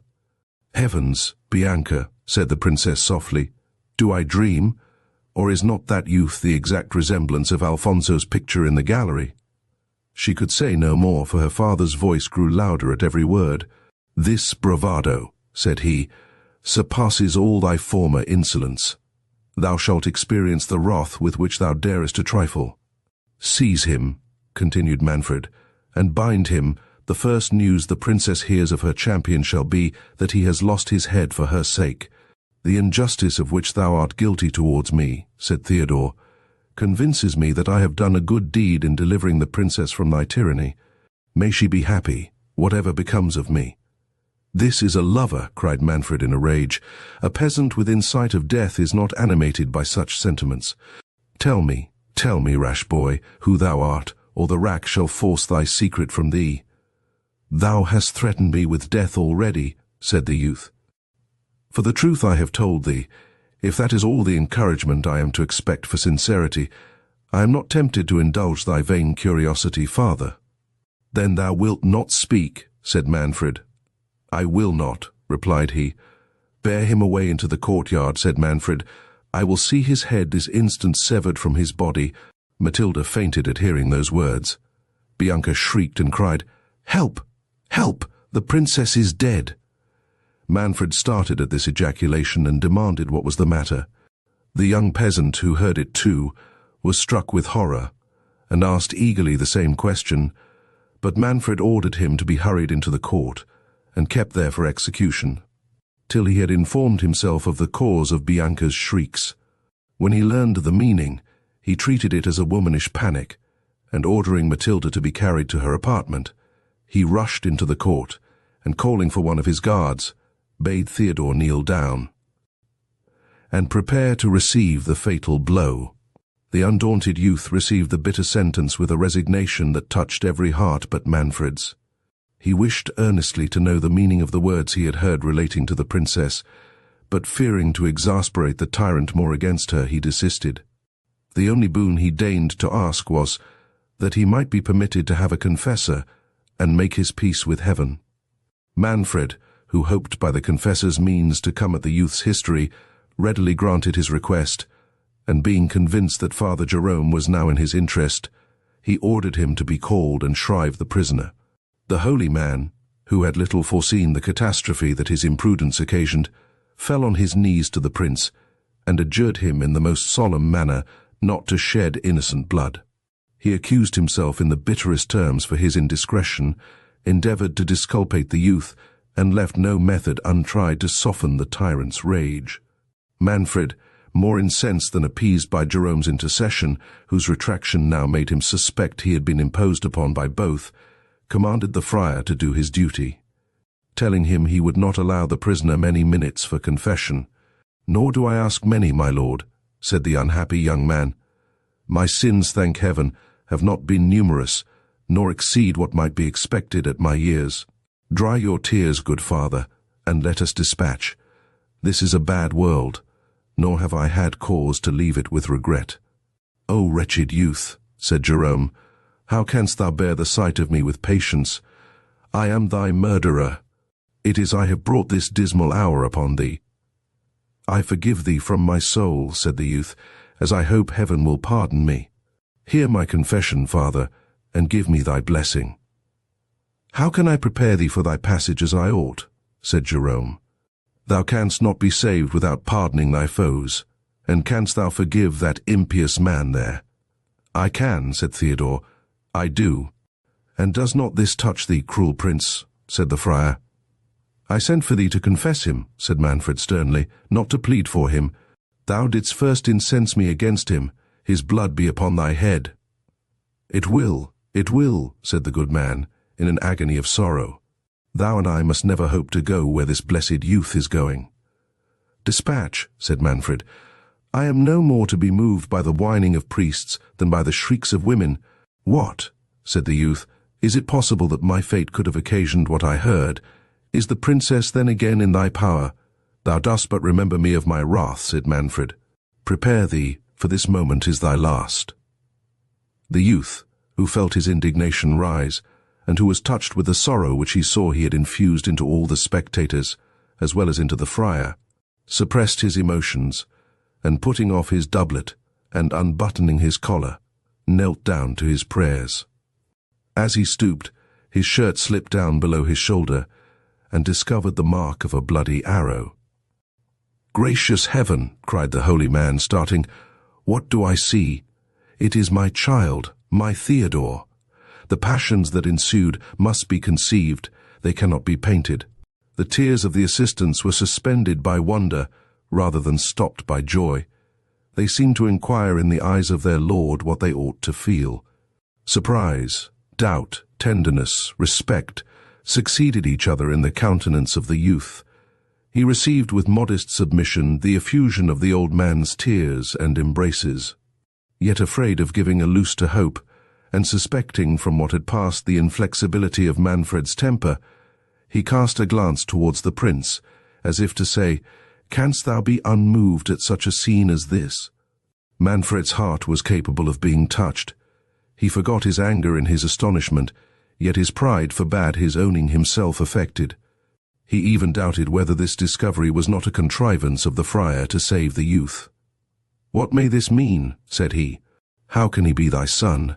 Is it consistent with thy profession or reputed sanctity to avow a peasant's offspring for the fruit of thy irregular amours?" "O God," said the holy man, "dost thou question his being mine? Could I feel the anguish I do if I were not his father? Spare him, good prince, spare him, and revile me as thou pleasest. Spare him, cried the attendants, for this good man's sake.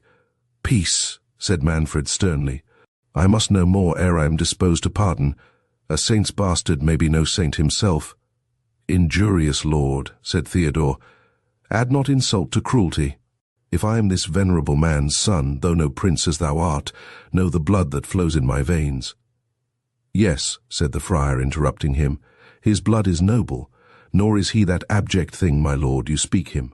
He is my lawful son, and Sicily can boast of few houses more ancient than that of Falconara. But alas, my lord, what is blood? What is nobility? We are all reptiles, miserable, sinful creatures. It is piety alone that can distinguish us from the dust whence we sprung, and whither we must return. Truce to your sermon, said Manfred. You forget you are no longer Friar Jerome, but the Count of Falconara. Let me know your history. You will have time to moralize hereafter, if you should not happen to obtain the grace of that sturdy criminal there. Mother of God, said the friar, is it possible my lord can refuse a father the life of his only, his long-lost child? Trample me, my lord, scorn afflict me, accept my life for his, but spare my son. Thou canst feel then, said Manfred, what it is to lose an only son. A little hour ago thou didst preach up resignation to me, my house, if fate so pleased, must perish, but the Count of Falconara. Alas! My lord, said Jerome, I confess I have offended, but aggravate not an old man's sufferings. I boast not of my family, nor think of such vanities. It is nature that pleads for this boy. It is the memory of the dear woman that bore him. Is she, Theodore, is she dead? Her soul has long been with the blessed, said Theodore. Oh, how? Cried Jerome. Tell me, no, she is happy. Thou art all my care now, most dread lord. Will you grant me my poor boy's life? Return to thy convent, answered Manfred. Conduct the princess hither, obey me in what else thou knowest, and I promise thee the life of thy son. Oh, my lord, said Jerome, is my honesty the price I must pay for this dear youth's safety? For me, cried Theodore, let me die 1,000 deaths, rather than stain thy conscience. What is it the tyrant would exact of thee? Is the princess still safe from his power? Protect her, thou venerable old man, and let all the weight of his wrath fall on me. Jerome endeavoured to check the impetuosity of the youth, and ere Manfred could reply, the trampling of horses was heard, and a brazen trumpet, which hung without the gate of the castle, was suddenly sounded. At the same instant, the sable plumes on the enchanted helmet, which still remained at the other end of the court, were tempestuously agitated, and nodded thrice, as if bowed by some invisible wearer. Chapter 3. Manfred's heart misgave him when he beheld the plumage on the miraculous casque shaken in concert with the sounding of the brazen trumpet. Father, said he to Jerome, whom he now ceased to treat as Count of Falconara, what mean these portents? If I have offended— The plumes were shaken with greater violence than before. Unhappy prince that I am, cried Manfred. Holy Father, will you not assist me with your prayers? My lord, replied Jerome, heaven is no doubt displeased with your mockery of its servants. Submit yourself to the church, and cease to persecute her ministers. Dismiss this innocent youth, and learn to respect the holy character I wear. Heaven will not be trifled with, you see. The trumpet sounded again. I acknowledge I have been too hasty, said Manfred. Father, do you go to the wicket and demand who is at the gate? Do you grant me the life of Theodore? Replied the friar. I do, said Manfred, but inquire who is without. Jerome, falling on the neck of his son, discharged a flood of tears that spoke the fullness of his soul. You promised to go to the gate, said Manfred. I thought, replied the friar, your highness would excuse my thanking you first in this tribute of my heart. Go, dearest sir, said Theodore, obey the prince. I do not deserve that you should delay his satisfaction for me. Jerome, inquiring who was without, was answered, A herald. From whom? Said he. "From the Knight of the Gigantic Sabre," said the herald, "and I must speak with the usurper of Otranto." Jerome returned to the prince, and did not fail to repeat the message in the very words it had been uttered. The first sound struck Manfred with terror, but when he heard himself styled usurper, his rage rekindled, and all his courage revived. "Usurper, insolent villain," cried he, "who dares to question my title? Retire, father, this is no business for monks. I will meet this presumptuous man myself.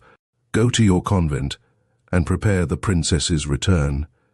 Your son shall be a hostage for your fidelity. His life depends on your obedience." "Good heaven, my lord," cried Jerome, "your highness did but this instant freely pardon my child. Have you so soon forgot the interposition of heaven?" "Heaven," replied Manfred, "does not send heralds to question the title of a lawful prince. I doubt whether it even notifies its will through friars, but that is your affair, not mine. At present you know my pleasure, and it is not a saucy herald that shall save your son, if you do not return with the princess." It was in vain for the holy man to reply.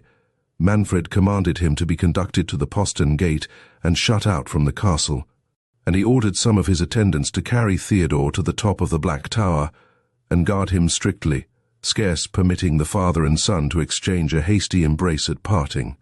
He then withdrew to the hall, and seating himself in princely state, ordered the herald to be admitted to his presence. "Well, thou insolent," said the prince, "what wouldst thou with me?" "I come," replied he, "to thee, Manfred, usurper of the principality of Otranto, from the renowned and invincible knight, the Knight of the Gigantic Sabre, in the name of his lord Frederick, Marquis of Vicenza.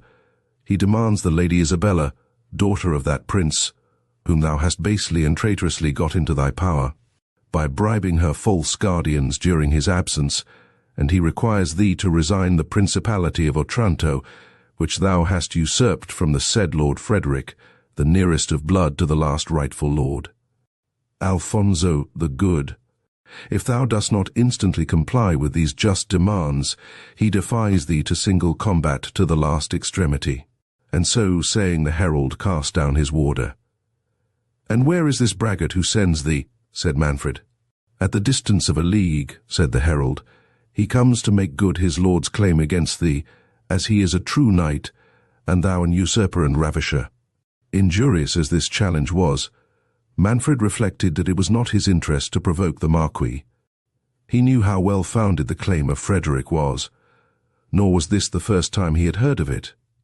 Frederick's ancestors had assumed the style of princes of Otranto from the death of Alfonso the Good without issue, but Manfred, his father and grandfather, had been too powerful for the house of Vicenza to dispossess them.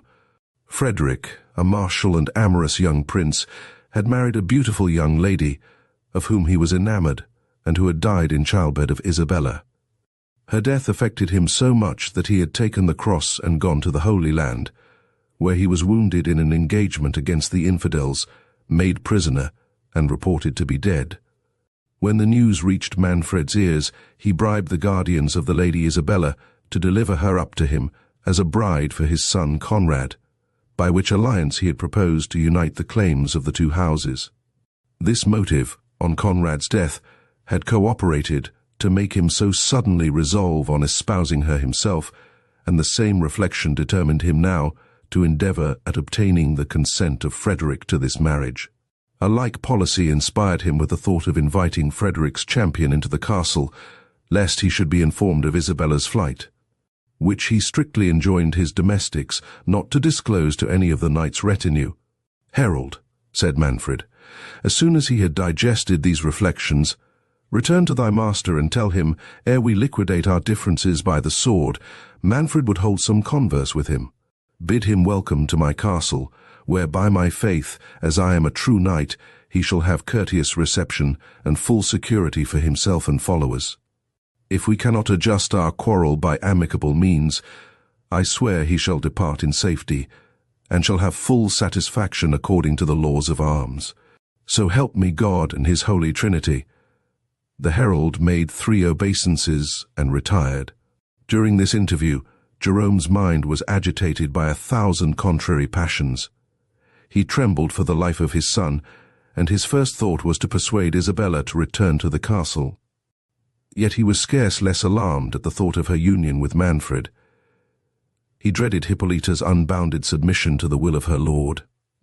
And though he did not doubt but he could alarm her piety not to consent to a divorce, if he could get access to her, yet should Manfred discover that the obstruction came from him, it might be equally fatal to Theodore.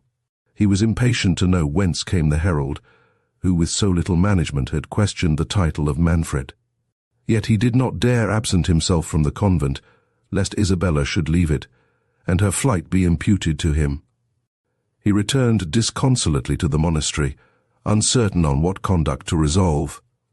A monk who met him in the porch and observed his melancholy air said, "Alas, brother, is it then true that we have lost our excellent Princess Hippolyta?" The holy man started and cried, "What meanest thou, brother? I come this instant from the castle, and left her in perfect health." "Martelli," replied the other friar, "passed by the convent but a quarter of an hour ago on his way from the castle, and reported that her highness was dead. All our brethren are gone to the chapel to pray for her happy transit to a better life, and willed me to wait thy arrival. They know thy holy attachment to that good lady, and are anxious for the affliction it will cause in thee. Indeed, we have all reason to weep. She was a mother to our house. But this life is but a pilgrimage. We must not murmur. We shall all follow her. May our end be like hers." "Good brother, thou dreamest," said Jerome. "I tell thee I come from the castle and left the princess well. Where is the Lady Isabella?" "Poor gentlewoman," replied the friar. "I told her the sad news and offered her spiritual comfort. I reminded her of the transitory condition of mortality and advised her to take the veil. I quoted the example of the holy Princess Sanchia of Aragon." "Thy zeal was laudable," said Jerome impatiently, "but at present it was unnecessary. Hippolyta is well. At least I trust in the Lord she is. I heard nothing to the contrary, yet methinks the prince's earnestness."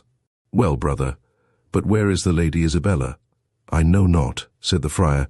"She wept much, and said she would retire to her chamber." Jerome left his comrade abruptly and hastened to the princess, but she was not in her chamber. He inquired of the domestics of the convent, but could learn no news of her. He searched in vain throughout the monastery and the church, and dispatched messengers round the neighbourhood to get intelligence if she had been seen, but to no purpose. Nothing could equal the good man's perplexity. He judged that Isabella, suspecting Manfred of having precipitated his wife's death, had taken the alarm and withdrawn herself to some more secret place of concealment. This new flight would probably carry the prince's fury to the height. The report of Hippolyta's death, though it seemed almost incredible, increased his consternation, and though Isabella's escape bespoke her aversion of Manfred for a husband, Jerome could feel no comfort from it, while it endangered the life of his son. He determined to return to the castle, and made several of his brethren accompany him to attest his innocence to Manfred, and, if necessary, join their intercession with his for Theodore. The prince, in the meantime, had passed into the court, and ordered the gates of the castle to be flung open for the reception of the stranger knight and his train. In a few minutes the cavalcade arrived. First came 2 harbingers with wands, next a herald, followed by 2 pages and 2 trumpets, then 100 foot guards. These were attended by as many horse, after them 50 footmen, clothed in scarlet and black, the colours of the knight, then a led horse, 2 heralds on each side of a gentleman on horseback, bearing a banner with the arms of Vicenza and Otranto quarterly, a circumstance that much offended Manfred, but he stifled his resentment. 2 more pages, the knight's confessor telling his beads, 50 more footmen clad as before, 2 knights habited in complete armour, their beavers down, comrades to the principal knight, the squires of the 2 knights, carrying their shields and devices, the knight's own squire, 100 gentlemen bearing an enormous sword, and seeming to faint under the weight of it, the knight himself on a chestnut steed, in complete armour, his lance in the rest, his face entirely concealed by his visor, which was surmounted by a large plume of scarlet and black feathers. 50 footguards with drums and trumpets closed the procession, which wheeled off to the right and left to make room for the principal knight. As soon as he approached the gate, he stopped, and the herald advancing read again the words of the challenge. Manfred's eyes were fixed on the gigantic sword, and he scarce seemed to attend to the cartel, but his attention was soon diverted by a tempest of wind that rose behind him. He turned and beheld the plumes of the enchanted helmet, agitated in the same extraordinary manner as before. It required intrepidity like Manfred's not to sink under a concurrence of circumstances that seemed to announce his fate. Yet scorning in the presence of strangers to betray the courage he had always manifested, he said boldly, "Sir Knight, whoever thou art, I bid thee welcome. If thou art of mortal mould, thy valour shall meet its equal, and if thou art a true knight, thou wilt scorn to employ sorcery to carry thy point. Be these omens from heaven or hell, Manfred trusts to the righteousness of his cause and to the aid of Saint Nicholas, who has ever protected his house. Alight, Sir Knight, and repose thyself. Tomorrow thou shalt have a fair field, and heaven befriend the juster side." The knight made no reply, but dismounting, was conducted by Manfred to the great hall of the castle. As they traversed the court, the knight stopped to gaze on the miraculous casque, and kneeling down, seemed to pray inwardly for some minutes. Rising, he made a sign to the prince to lead on. As soon as they entered the hall, Manfred proposed to the stranger to disarm, but the knight shook his head in token of refusal. "Sir Knight," said Manfred, "this is not courteous, but by my good faith I will not cross thee, nor shalt thou have cause to complain of the Prince of Otranto. No treachery is designed on my part. I hope none is intended on thine. Here take my gage," giving him his ring. "Your friends, and you shall enjoy the laws of hospitality. Rest here until refreshments are brought. I will but give orders for the accommodation of your train, and return to you." The 3 knights bowed as accepting his courtesy. Manfred directed the stranger's retinue to be conducted to an adjacent hospital, founded by the Princess Hippolyta for the reception of pilgrims. As they made the circuit of the court to return towards the gate, the gigantic sword burst from the supporters, and falling to the ground opposite to the helmet, remained immovable. Manfred, almost hardened to preternatural appearances, surmounted the shock of this new prodigy, and returning to the hall, where by this time the feast was ready, he invited his silent guests to take their places. Manfred, however ill his heart was at ease, endeavoured to inspire the company with mirth. He put several questions to them, but was answered only by signs. They raised their visors but sufficiently to feed themselves, and that sparingly. "Sirs," said the prince, "ye are the first guests I ever treated within these walls who scorned to hold any intercourse with me, nor has it oft been customary, I ween, for princes to hazard their state and dignity against strangers and mutes. You say you come in the name of Frederick of Vicenza. I have ever heard that he was a gallant and courteous knight. Nor would he, I am bold to say, think it beneath him to mix in social converse with a prince that is his equal, and not unknown by deeds in arms. Still ye are silent. Well, be it as it may, by the laws of hospitality and chivalry ye are masters under this roof, ye shall do your pleasure. But come, give me a goblet of wine. Ye will not refuse to pledge me to the healths of your fair mistresses." The principal knight sighed and crossed himself, and was rising from the board. "Sir Knight," said Manfred, "what I said was but in sport. I shall constrain you in nothing. Use your good liking. Since mirth is not your mood, let us be sad. Business may hit your fancies better. Let us withdraw, and hear if what I have to unfold may be better relished than the vain efforts I have made for your pastime." Manfred, then conducting the 3 knights into an inner chamber, shut the door, and inviting them to be seated, began thus, addressing himself to the chief personage. "You come, Sir Knight, as I understand, in the name of the Marquis of Vicenza, to redemand the Lady Isabella, his daughter, who has been contracted in the face of Holy Church to my son, by the consent of her legal guardians, and to require me to resign my dominions to your lord, who gives himself for the nearest of blood to Prince Alfonso, whose soul God rest.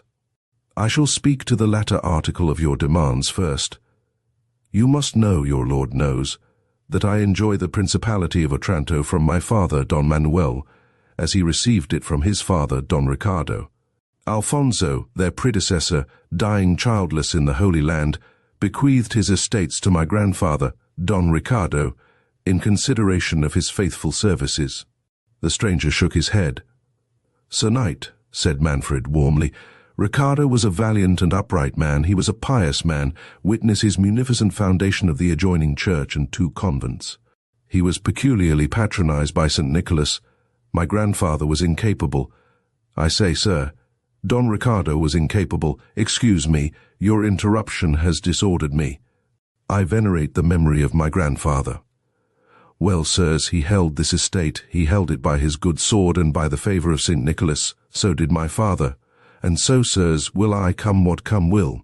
But Frederick, your lord, is nearest in blood. I have consented to put my title to the issue of the sword. Does that imply a vicious title? I might have asked, where is Frederick, your lord? Report speaks him dead in captivity. You say, your actions say, he lives. I question it not. I might, sirs, I might, but I do not. Other princes would bid Frederick take his inheritance by force. If he can, they would not stake their dignity on a single combat. They would not submit it to the decision of unknown mutes. Pardon me, gentlemen, I am too warm, but suppose yourselves in my situation. As ye are stout knights, would it not move your choler to have your own, and the honour of your ancestors called in question? But to the point. Ye require me to deliver up the Lady Isabella. Sirs, I must ask if ye are authorized to receive her. The knight nodded. Receive her, continued Manfred. Well, you are authorized to receive her, but gentle knight, may I ask if you have full powers?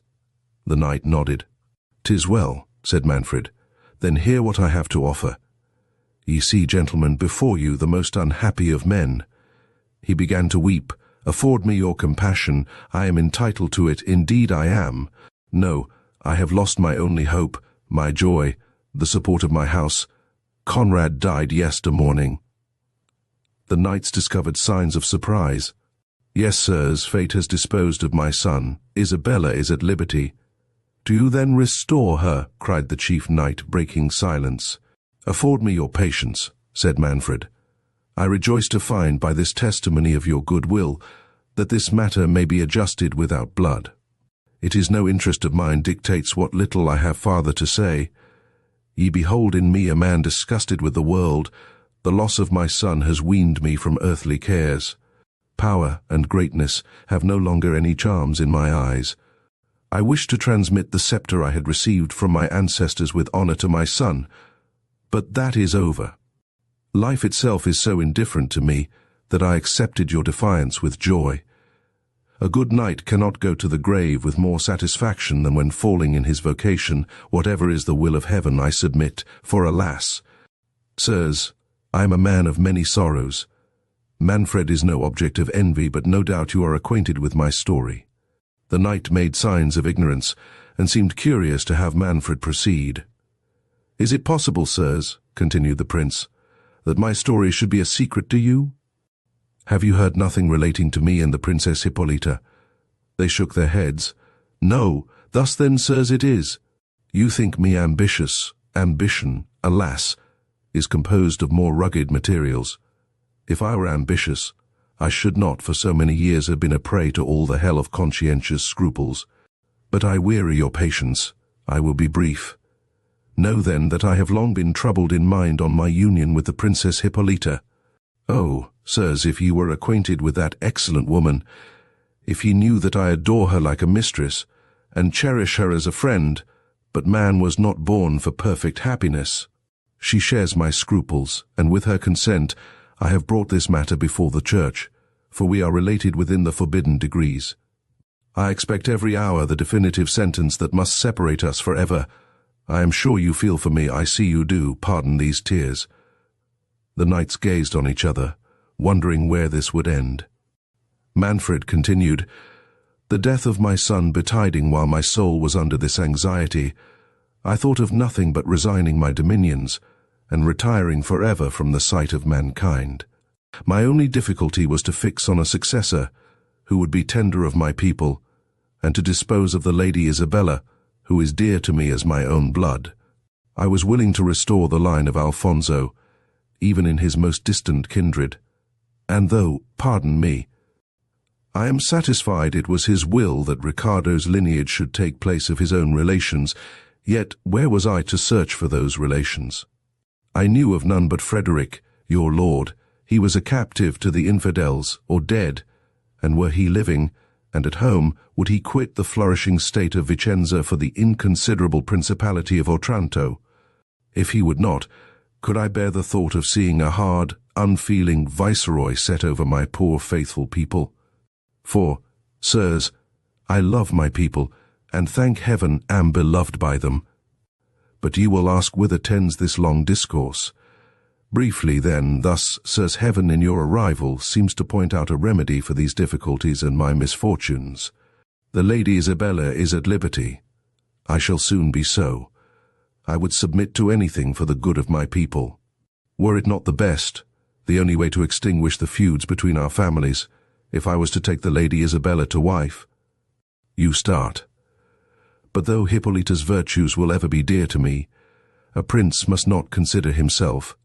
He is born for his people. A servant at that instant entering the chamber apprised Manfred that Jerome and several of his brethren demanded immediate access to him.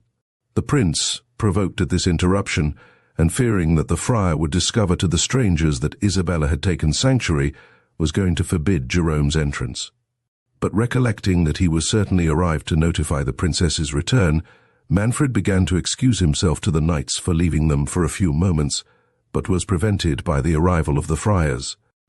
Manfred angrily reprimanded them for their intrusion, and would have forced them back from the chamber, but Jerome was too much agitated to be repulsed.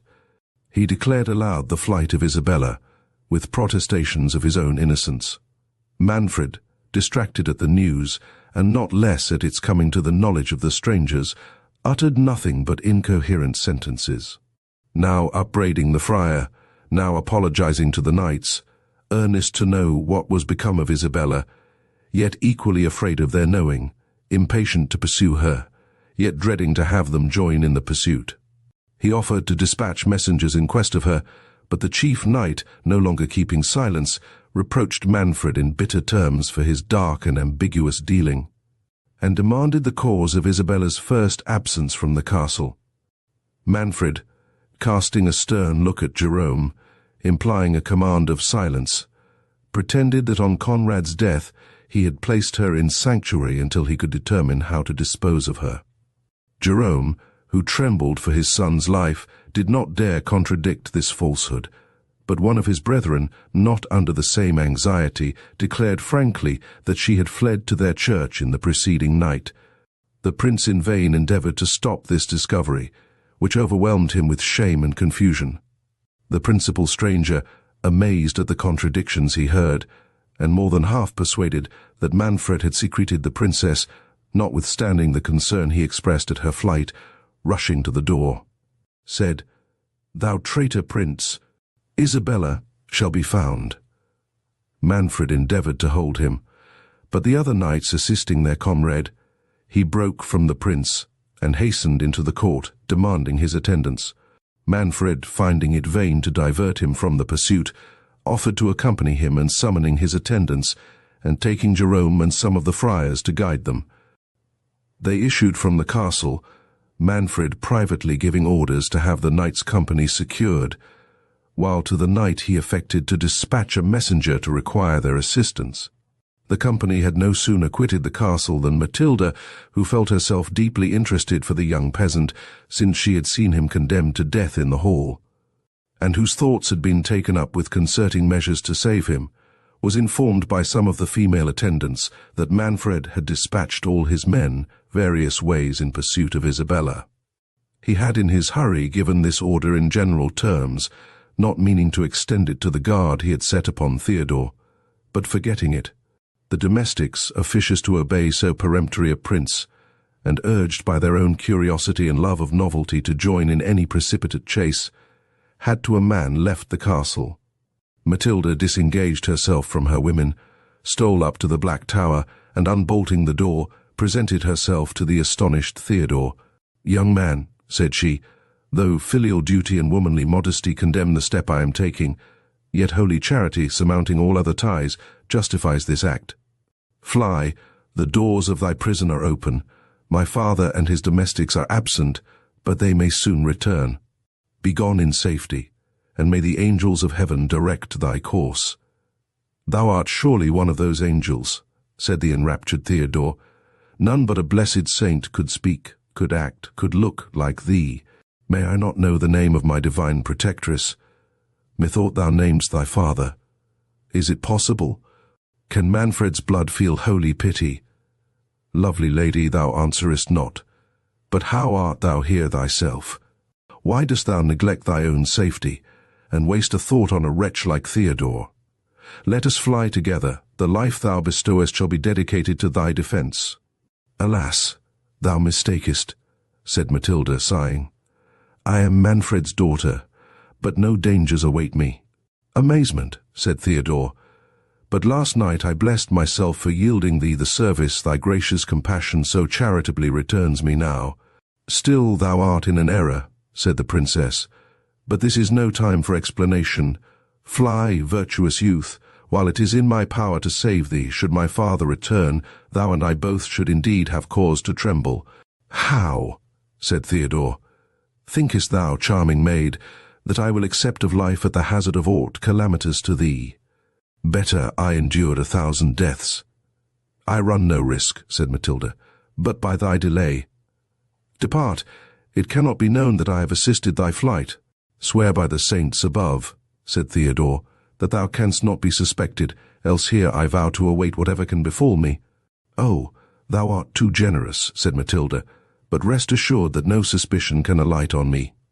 "Give me thy beauteous hand in token that thou dost not deceive me," said Theodore, "and let me bathe it with the warm tears of gratitude." "Forbear," said the princess, "this must not be." "Alas," said Theodore, "I have never known but calamity until this hour. Perhaps shall never know other fortune again. Suffer the chaste raptures of holy gratitude. 'Tis my soul would print its effusions on thy hand."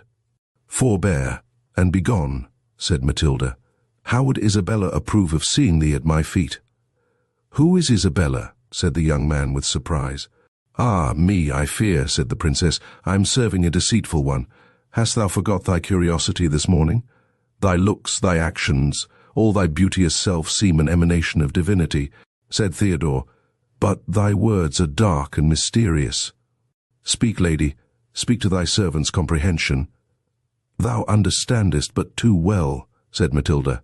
"But once more I command thee to be gone. Thy blood, which I may preserve, will be on my head, if I waste the time in vain discourse." "I go, lady," said Theodore, "because it is thy will, and because I would not bring the grey hairs of my father with sorrow to the grave. Say but, adored lady, that I have thy gentle pity." "Stay," said Matilda. "I will conduct thee to the subterraneous vault by which Isabella escaped. It will lead thee to the church of St. Nicholas, where thou mayst take sanctuary." "What?" said Theodore. "Was it another, and not thy lovely self, that I assisted to find the subterraneous passage?" "It was," said Matilda, "but ask no more. I tremble to see thee still abide here. Fly to the sanctuary." "To sanctuary?" said Theodore. "No, princess. Sanctuaries are for helpless damsels or for criminals. Theodore's soul is free from guilt, nor will wear the appearance of it. Give me a sword, lady, and thy father shall learn that Theodore scorns an ignominious flight." "Rash youth," said Matilda, "thou wouldst not dare to lift thy presumptuous arm against the Prince of Otranto." "Not against thy father, indeed I dare not," said Theodore. "Excuse me, lady, I had forgotten. But could I gaze on thee, and remember thou art sprung from the tyrant Manfred? But he is thy father, and from this moment my injuries are buried in oblivion." A deep and hollow groan, which seemed to come from above, startled the princess and Theodore. "Good heaven, we are overheard," said the princess. They listened, but perceiving no further noise, they both concluded it the effect of pent-up vapours. and the princess, preceding Theodore softly, carried him to her father's armory, where, equipping him with a complete suit, he was conducted by Matilda to the postern gate. "Avoid the town," said the princess, "and all the western side of the castle. 'Tis there the search must be making by Manfred and the strangers, but hie thee to the opposite quarter. Yonder behind that forest to the east is a chain of rocks, hollowed into a labyrinth of caverns that reach to the sea-coast. There thou mayst lie concealed, till thou canst make signs to some vessel to put on shore, and take thee off. Go, heaven be thy guide, and sometimes in thy prayers remember Matilda." Theodore flung himself at her feet, and seizing her lily hand, which with struggles she suffered him to kiss, he vowed on the earliest opportunity to get himself knighted, and fervently entreated her permission to swear himself eternally her knight. Ere the princess could reply, a clap of thunder was suddenly heard that shook the battlements. Theodore, regardless of the tempest, would have urged his suit.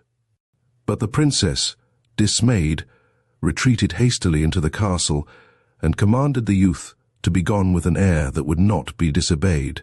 He sighed and retired, but with eyes fixed on the gate, until Matilda, closing it, put an end to an interview in which the hearts of both had drunk so deeply of a passion which both now tasted for the first time. Theodore went pensively to the convent to acquaint his father with his deliverance. There he learned the absence of Jerome and the pursuit that was making after the Lady Isabella, with some particulars of whose story he now first became acquainted. The generous gallantry of his nature prompted him to wish to assist her, but the monks could lend him no lights to guess at the route she had taken. He was not tempted to wander far in search of her, for the idea of Matilda had imprinted itself so strongly on his heart that he could not bear to absent himself at much distance from her abode. The tenderness Jerome had expressed for him concurred to confirm this reluctance, and he even persuaded himself that filial affection was the chief cause of his hovering between the castle and monastery. Until Jerome should return at night, Theodore at length determined to repair to the forest that Matilda had pointed out to him. Arriving there, he sought the gloomiest shades, as best suited to the pleasing melancholy that reigned in his mind. In this mood, he roved insensibly to the caves which had formerly served as a retreat to hermits, and were now reported round the country to be haunted by evil spirits. He recollected to have heard this tradition, and being of a brave and adventurous disposition, he willingly indulged his curiosity in exploring the secret recesses of this labyrinth. He had not penetrated far before he thought he heard the steps of some person who seemed to retreat before him. Theodore, though firmly grounded in all our holy faith enjoins to be believed, had no apprehension that good men were abandoned without cause to the malice of the powers of darkness. He thought the place more likely to be infested by robbers than by those infernal agents who are reported to molest and bewilder travellers. He had long burned with impatience to approve his valour. Drawing his sabre, he marched sedately onwards, still directing his steps as the imperfect rustling sound before him led the way. The armour he wore was a like indication to the person who avoided him. Theodore, now convinced that he was not mistaken, redoubled his pace, and evidently gained on the person that fled, whose haste increasing. Theodore came up just as a woman fell breathless before him. He hasted to raise her, but her terror was so great that he apprehended she would faint in his arms. He used every gentle word to dispel her alarms, and assured her that far from injuring, he would defend her at the peril of his life. The lady, recovering her spirits from his courteous demeanour, and gazing on her protector, said, "Sure, I have heard that voice before." "Not to my knowledge," replied Theodore, "unless, as I conjecture, thou art the Lady Isabella." "Merciful heaven," cried she, "thou art not sent in quest of me, art thou?" And saying those words, she threw herself at his feet, and besought him not to deliver her up to Manfred. "To Manfred," cried Theodore. "No, lady, I have once already delivered thee from his tyranny, and it shall fare hard with me now, but I will place thee out of the reach of his daring." "Is it possible," said she, "that thou shouldst be the generous unknown whom I met last night in the vault of the castle? Sure thou art not a mortal, but my guardian angel. On my knees let me thank." "Hold," "Gentle princess," said Theodore, "nor demean thyself before a poor and friendless young man. If heaven has selected me for thy deliverer, it will accomplish its work, and strengthen my arm in thy cause. But come, lady, we are too near the mouth of the cavern. Let us seek its inmost recesses. I can have no tranquillity till I have placed thee beyond the reach of danger." "Alas, what mean you, sir?" said she.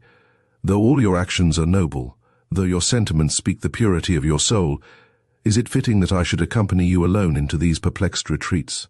Should we be found together, what would a censorious world think of my conduct?" "I respect your virtuous delicacy," said Theodore, "nor do you harbor a suspicion that wounds my honor. I meant to conduct you into the most private cavity of these rocks, and then at the hazard of my life to guard their entrance against every living thing. Besides, lady," continued he, drawing a deep sigh, "beauteous and all-perfect as your form is, and though my wishes are not guiltless of aspiring, no, my soul is dedicated to another, and although—" A sudden noise prevented Theodore from proceeding. They soon distinguished these sounds. "Isabella! What ho! Isabella!" The trembling princess relapsed into her former agony of fear. Theodore endeavored to encourage her, but in vain. He assured her he would die rather than suffer her to return under Manfred's power. And begging her to remain concealed, he went forth to prevent the person in search of her from approaching. At the mouth of the cavern he found an armed knight discoursing with a peasant, who assured him he had seen a lady enter the passes of the rock. The knight was preparing to seek her, when Theodore, placing himself in his way, with his sword drawn, sternly forbade him at his peril to advance. "And who art thou, who darest to cross my way?" said the knight haughtily. "One who does not dare more than he will perform," said Theodore. "I seek the lady Isabella," said the knight, "and understand she has taken refuge among these rocks. Impede me not, or thou wilt repent having provoked my resentment." "Thy purpose is as odious as thy resentment is contemptible," said Theodore. "Return whence thou camest, or we shall soon know whose resentment is most terrible." The stranger, who was the principal knight that had arrived from the Marquis of Vicenza, had galloped from Manfred as he was busied in getting information of the princess and giving various orders to prevent her falling into the power of the three knights. Their chief had suspected Manfred of being privy to the princess's absconding, and this insult from a man who he concluded was stationed by that prince to secrete her, confirming his suspicions, he made no reply. But discharging a blow with his sabre at Theodore would soon have removed all obstruction, if Theodore, who took him for one of Manfred's captains, and who had no sooner given the provocation than prepared to support it, had not received the stroke on his shield. The valour that had so long been smothered in his breast broke forth at once. He rushed impetuously on the knight, whose pride and wrath were not less powerful incentives to hardy deeds. The combat was furious, but not long. Theodore wounded the knight in 3 several places, and at last disarmed him as he fainted by the loss of blood. The peasant, who had fled on the first onset, had given the alarm to some of Manfred's domestics, who, by his orders, were dispersed through the forest in pursuit of Isabella. They came up as the night fell, whom they soon discovered to be the noble stranger.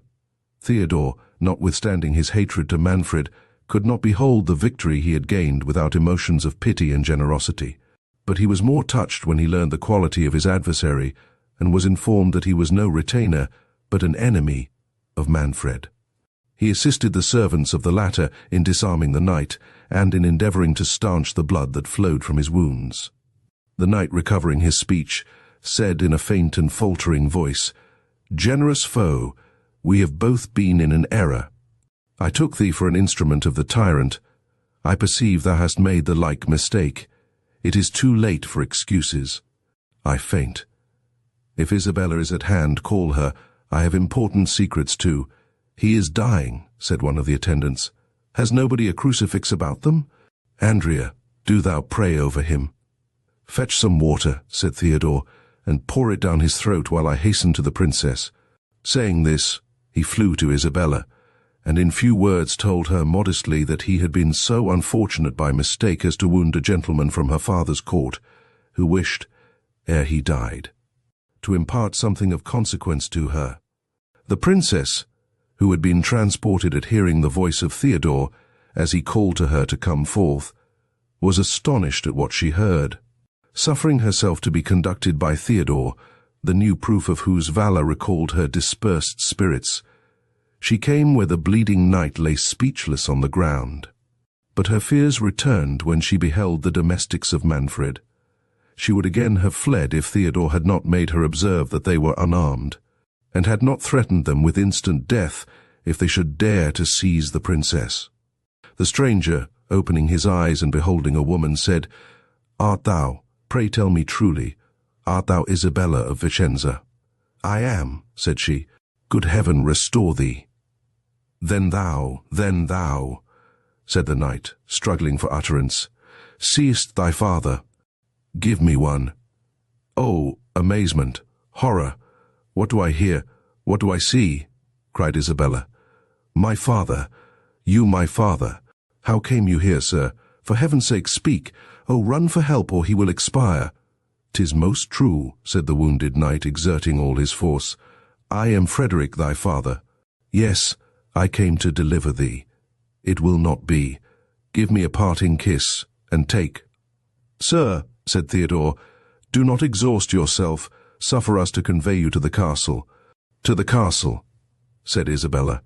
"Is there no help nearer than the castle? Would you expose my father to the tyrant? If he goes thither, I dare not accompany him, and yet can I leave him?" "My child," said Frederick, "it matters not for me whither I am carried. A few minutes will place me beyond danger. But while I have eyes to dote on thee, forsake me not, dear Isabella. This brave knight, I know not who he is, will protect thy innocence. Sir, you will not abandon my child, will you?" Theodore, shedding tears over his victim, and vowing to guard the princess at the expense of his life, persuaded Frederick to suffer himself to be conducted to the castle. They placed him on a horse belonging to one of the domestics, after binding up his wounds as well as they were able. Theodore marched by his side, and the afflicted Isabella, who could not bear to quit him, followed mournfully behind. Chapter 4. The sorrowful troop no sooner arrived at the castle than they were met by Hippolyta and Matilda, whom Isabella had sent one of the domestics before to advertise of their approach. The ladies, causing Frederick to be conveyed into the nearest chamber, retired, while the surgeons examined his wounds. Matilda blushed at seeing Theodore and Isabella together, but endeavored to conceal it by embracing the latter, and condoling with her on her father's mischance. The surgeons soon came to acquaint Hippolyta that none of the Marquis's wounds were dangerous, and that he was desirous of seeing his daughter and the princesses. Theodore, under pretence of expressing his joy at being freed from his apprehensions of the combat being fatal to Frederick, could not resist the impulse of following Matilda. Her eyes were so often cast down on meeting his, that Isabella, who regarded Theodore as attentively as he gazed on Matilda, soon divined who the object was that he had told her in the cave engaged his affections. While this mute scene passed, Hippolyta demanded of Frederick the cause of his having taken that mysterious course for reclaiming his daughter, and threw in various apologies to excuse her lord for the match contracted between their children. Frederick, however incensed against Manfred, was not insensible to the courtesy and benevolence of Hippolyta, but he was still more struck with the lovely form of Matilda. Wishing to detain them by his bedside, he informed Hippolyta of his story. He told her that, while prisoner to the infidels, he had dreamed that his daughter, of whom he had learned no news since his captivity, was detained in a castle where she was in danger of the most dreadful misfortunes, and that if he obtained his liberty and repaired to a wood near Joppa, he would learn more. Alarmed at this dream, and incapable of obeying the direction given by it, his chains became more grievous than ever. But while his thoughts were occupied on the means of obtaining his liberty, he received the agreeable news that the Confederate princes who were warring in Palestine had paid his ransom. He instantly set out for the wood that had been marked in his dream. For 3 days he and his attendants had wandered in the forest without seeing a human form, but on the evening of the 3rd, They came to a cell in which they found a venerable hermit in the agonies of death. Applying rich cordials, they brought the fainting man to his speech. "My sons," said he, "I am bounden to your charity, but it is in vain. I am going to my eternal rest, yet I die with the satisfaction of performing the will of heaven. When first I repaired to this solitude, after seeing my country become a prey to unbelievers, it is, alas, above 50 years since I was witness to that dreadful scene. St. Nicholas appeared to me and revealed a secret, which he bade me never disclose to mortal man, but on my deathbed. This is that tremendous hour, and ye are no doubt the chosen warriors to whom I was ordered to reveal my trust. As soon as ye have done the last offices to this wretched corse, dig under the 7th tree on the left hand of this poor cave, and your pains will— Oh, good heaven, receive my soul." With those words the devout man breathed his last. "By break of day," continued Frederick, "when we had committed the holy relics to earth, we dug according to direction. But what was our astonishment, when about the depth of 6 feet we discovered an enormous sabre, the very weapon yonder in the court. On the blade, which was then partly out of the scabbard, though since closed by our efforts in removing it, were written the following lines. No, excuse me, madam," added the Marquis. Turning to Hippolyta, "If I forbear to repeat them, I respect your sex and rank, and would not be guilty of offending your ear with sounds injurious to aught that is dear to you." He paused. Hippolyta trembled. She did not doubt, but Frederick was destined by heaven to accomplish the fate that seemed to threaten her house. Looking with anxious fondness at Matilda, a silent tear stole down her cheek, but recollecting herself, she said, "Proceed." "My lord, heaven does nothing in vain. Mortals must receive its divine behests with lowliness and submission. It is our part to deprecate its wrath or bow to its decrees." "Repeat the sentence, my lord." We listen resigned. Frederick was grieved that he had proceeded so far. The dignity and patient firmness of Hippolyta penetrated him with respect, and the tender, silent affection with which the princess and her daughter regarded each other melted him almost to tears. Yet, apprehensive that his forbearance to obey would be more alarming, he repeated in a faltering and low voice the following lines. "Where a casque that suits this sword is found, with perils is thy daughter compassed round. Alfonso's blood alone can save the maid, and quiet a long restless prince's shade." "What is there in these lines," said Theodore impatiently, "that affects these princesses? Why were they to be shocked by a mysterious delicacy that has so little foundation?" "Your words are rude, young man," said the Marquis. "And though fortune has favoured you once, my honoured lord," said Isabella, who resented Theodore's warmth, which she perceived was dictated by his sentiments for Matilda, "discompose not yourself for the glozing of a peasant's son. He forgets the reverence he owes you, but he is not accustomed." Hippolyta, concerned at the heat that had arisen, checked Theodore for his boldness, but with an air acknowledging his zeal and changing the conversation, demanded of Frederick where he had left her lord. As the Marquis was going to reply, they heard a noise without, and rising to inquire the cause, Manfred, Jerome, and part of the troop, who had met an imperfect rumour of what had happened, entered the chamber. Manfred advanced hastily towards Frederick's bed to condole with him on his misfortune, and to learn the circumstances of the combat, when starting in an agony of terror and amazement, he cried, "Ha! What art thou, thou dreadful spectre? Is my hour come?" "My dearest gracious lord," cried Hippolyta, clasping him in her arms, "what is it you see? Why do you fix your eyeballs thus?" "What?" cried Manfred, breathless. "Dost thou see nothing, Hippolyta? Is this ghastly phantom sent to me alone, to me who did not?" "For mercy's sweetest self, my lord," said Hippolyta, "resume your soul, command your reason. There is none here but us, your friends." "What, is not that Alfonso?" cried Manfred. "Dost thou not see him? Can it be my brain's delirium?" "This, my lord," said Hippolyta, "this is Theodore, the youth who has been so unfortunate." "Theodore," said Manfred mournfully, and striking his forehead.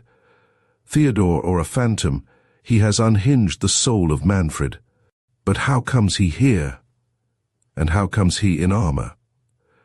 I believe he went in search of Isabella, said Hippolyta. Of Isabella, said Manfred, relapsing into rage. Yes, that is not doubtful. But how did he escape from durance in which I left him? Was it Isabella or this hypocritical old friar that procured his enlargement? And would a parent be criminal, my lord, said Theodore, if he meditated the deliverance of his child, Jerome, amazed to hear himself in a manner accused by his son, and without foundation, knew not what to think. He could not comprehend how Theodore had escaped, how he came to be armed, and to encounter Frederick. Still, he would not venture to ask any questions that might tend to inflame Manfred's wrath against his son.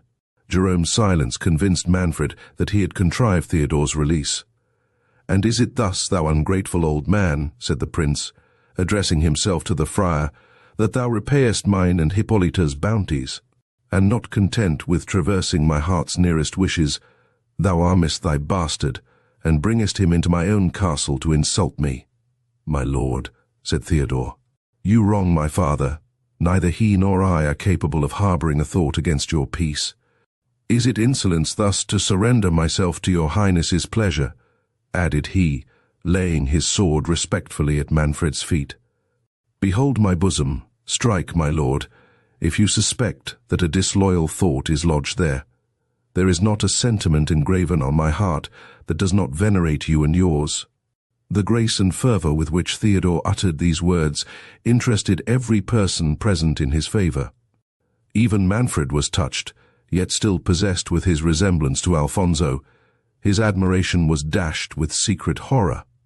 "Rise," said he, "thy life is not my present purpose. But tell me thy history, and how thou camest connected with this old traitor here." "My lord," said Jerome eagerly. "Peace, impostor," said Manfred. "I will not have him prompted."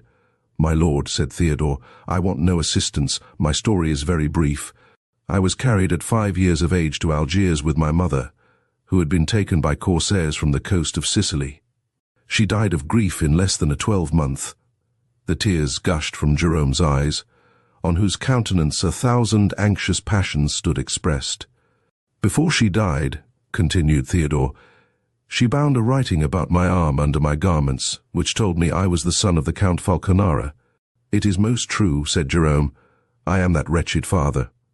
"Again I enjoin thee silence," said Manfred. "Proceed." "I remained in slavery," said Theodore, "until within these 2 years, when attending on my master in his cruises, I was delivered by a Christian vessel, which overpowered the pirate.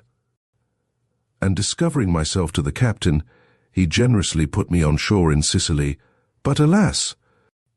Instead of finding a father, I learned that his estate, which was situated on the coast, had, during his absence, been laid waste by the rover who had carried my mother and me into captivity, that his castle had been burnt to the ground, and that my father on his return had sold what remained, and was retired into religion in the kingdom of Naples, but where no man could inform me. Destitute and friendless, hopeless almost of attaining the transport of a parent's embrace, I took the first opportunity of setting sail for Naples, from whence, within these 6 days, I wandered into this province, still supporting myself by the labor of my hands, nor until yestermorn did I believe that heaven had reserved any lot for me but peace of mind and contented poverty. This, my lord, is Theodore's story. I am blessed beyond my hope in finding a father. I am unfortunate beyond my desert in having incurred your highness's displeasure." He ceased. A murmur of approbation gently arose from the audience. "This is not all," said Frederick. "I am bound in honor to add what he suppresses. Though he is modest, I must be generous. He is one of the bravest youths on Christian ground. He is warm, too, and from the short knowledge I have of him, I will pledge myself for his veracity.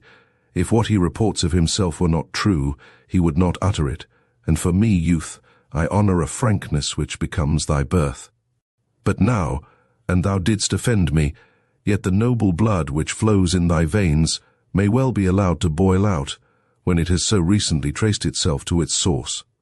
Come, my lord," turning to Manfred, If I can pardon him, surely you may. It is not the youth's fault if you took him for a spectre." This bitter taunt galled the soul of Manfred. "If beings from another world," replied he haughtily, "have power to impress my mind with awe, it is more than living man can do, nor could a stripling's arm." "My lord," interrupted Hippolyta, "your guest has occasion for repose. Shall we not leave him to his rest?" Saying this and taking Manfred by the hand, she took leave of Frederick and led the company forth. The prince, not sorry to quit a conversation which recalled to mind the discovery he had made of his most secret sensations, suffered himself to be conducted to his own apartment, after permitting Theodore, though under engagement to return to the castle on the morrow, a condition the young man gladly accepted, to retire with his father to the convent. Matilda and Isabella were too much occupied with their own reflections, and too little content with each other, to wish for farther converse that night. They separated each to her chamber, with more expressions of ceremony and fewer of affection than had passed between them since their childhood. If they parted with small cordiality, they did but meet with greater impatience, as soon as the sun was risen. Their minds were in a situation that excluded sleep, and each recollected 1,000 questions which she wished she had put to the other overnight. Matilda reflected that Isabella had been twice delivered by Theodore in very critical situations, which she could not believe accidental. His eyes, it was true, had been fixed on her in Frederick's chamber, but that might have been to disguise his passion for Isabella from the fathers of both. It were better to clear this up. She wished to know the truth, lest she should wrong her friend by entertaining a passion for Isabella's lover. Thus, jealousy prompted, and at the same time borrowed an excuse from friendship to justify its curiosity. Isabella, not less restless, had better foundation for her suspicions. Both Theodore's tongue and eyes had told her his heart was engaged. It was true, yet perhaps Matilda might not correspond to his passion. She had ever appeared insensible to love. All her thoughts were set on heaven. "Why did I dissuade her?" said Isabella to herself. "I am punished for my generosity. But when did they meet? Where? It cannot be. I have deceived myself. Perhaps last night was the first time they ever beheld each other. It must be some other object that has prepossessed his affections, if it is. I am not so unhappy as I thought. If it is not my friend Matilda, how can I stoop to wish for the affection of a man who rudely and unnecessarily acquainted me with his indifference, and that at the very moment in which common courtesy demanded at least expressions of civility? I will go to my dear Matilda, who will confirm me in this becoming pride. Man is false. I will advise with her on taking the veil. She will rejoice to find me in this disposition, and I will acquaint her that I no longer oppose her inclination for the cloister." In this frame of mind, and determined to open her heart entirely to Matilda, she went to that princess's chamber, whom she found already dressed, and leaning pensively on her arm. This attitude, so correspondent to what she felt herself, revived Isabella's suspicions and destroyed the confidence she had purposed to place in her friend. They blushed at meeting, and were too much novices to disguise their sensations with address. After some unmeaning questions and replies, Matilda demanded of Isabella the cause of her flight. The latter, who had almost forgotten Manfred's passion, so entirely was she occupied by her own, concluding that Matilda referred to her last escape from the convent, which had occasioned the events of the preceding evening, replied, "Martelli brought word to the convent that your mother was dead." "Oh," said Matilda, interrupting her, "Bianca has explained that mistake to me. On seeing me faint, she cried out, 'The princess is dead!' And Martelli, who had come for the usual dole to the castle." "And what made you faint?" said Isabella, indifferent to the rest. Matilda blushed and stammered, "My father, he was sitting in judgment on a criminal." "What criminal?" said Isabella eagerly. "A young man," said Matilda. I think it was that young man that—" "What, Theodore?" said Isabella. "Yes," answered she. "I never saw him before. I do not know how he had offended my father, but as he has been of service to you, I am glad my lord has pardoned him." "Served me," replied Isabella, Do you term it serving me to wound my father and almost occasion his death? Though it is but since yesterday that I am blessed with knowing a parent, I hope Matilda does not think I am such a stranger to filial tenderness as not to resent the boldness of that audacious youth, and that it is impossible for me ever to feel any affection for one who dared to lift his arm against the author of my being. No, Matilda, my heart abhors him, and if you still retain the friendship for me that you have vowed from your infancy, you will detest a man who has been on the point of making me miserable forever." Matilda held down her head and replied, "I hope my dearest Isabella does not doubt her Matilda's friendship. I never beheld that youth until yesterday. He is almost a stranger to me, but as the surgeons have pronounced your father out of danger, you ought not to harbour uncharitable resentment against one who I am persuaded did not know the Marquis was related to you." "You plead his cause very pathetically," said Isabella, "considering he is so much a stranger to you. I am mistaken, or he returns your charity." "What mean you?" said Matilda. "Nothing," said Isabella, repenting that she had given Matilda a hint of Theodore's inclination for her.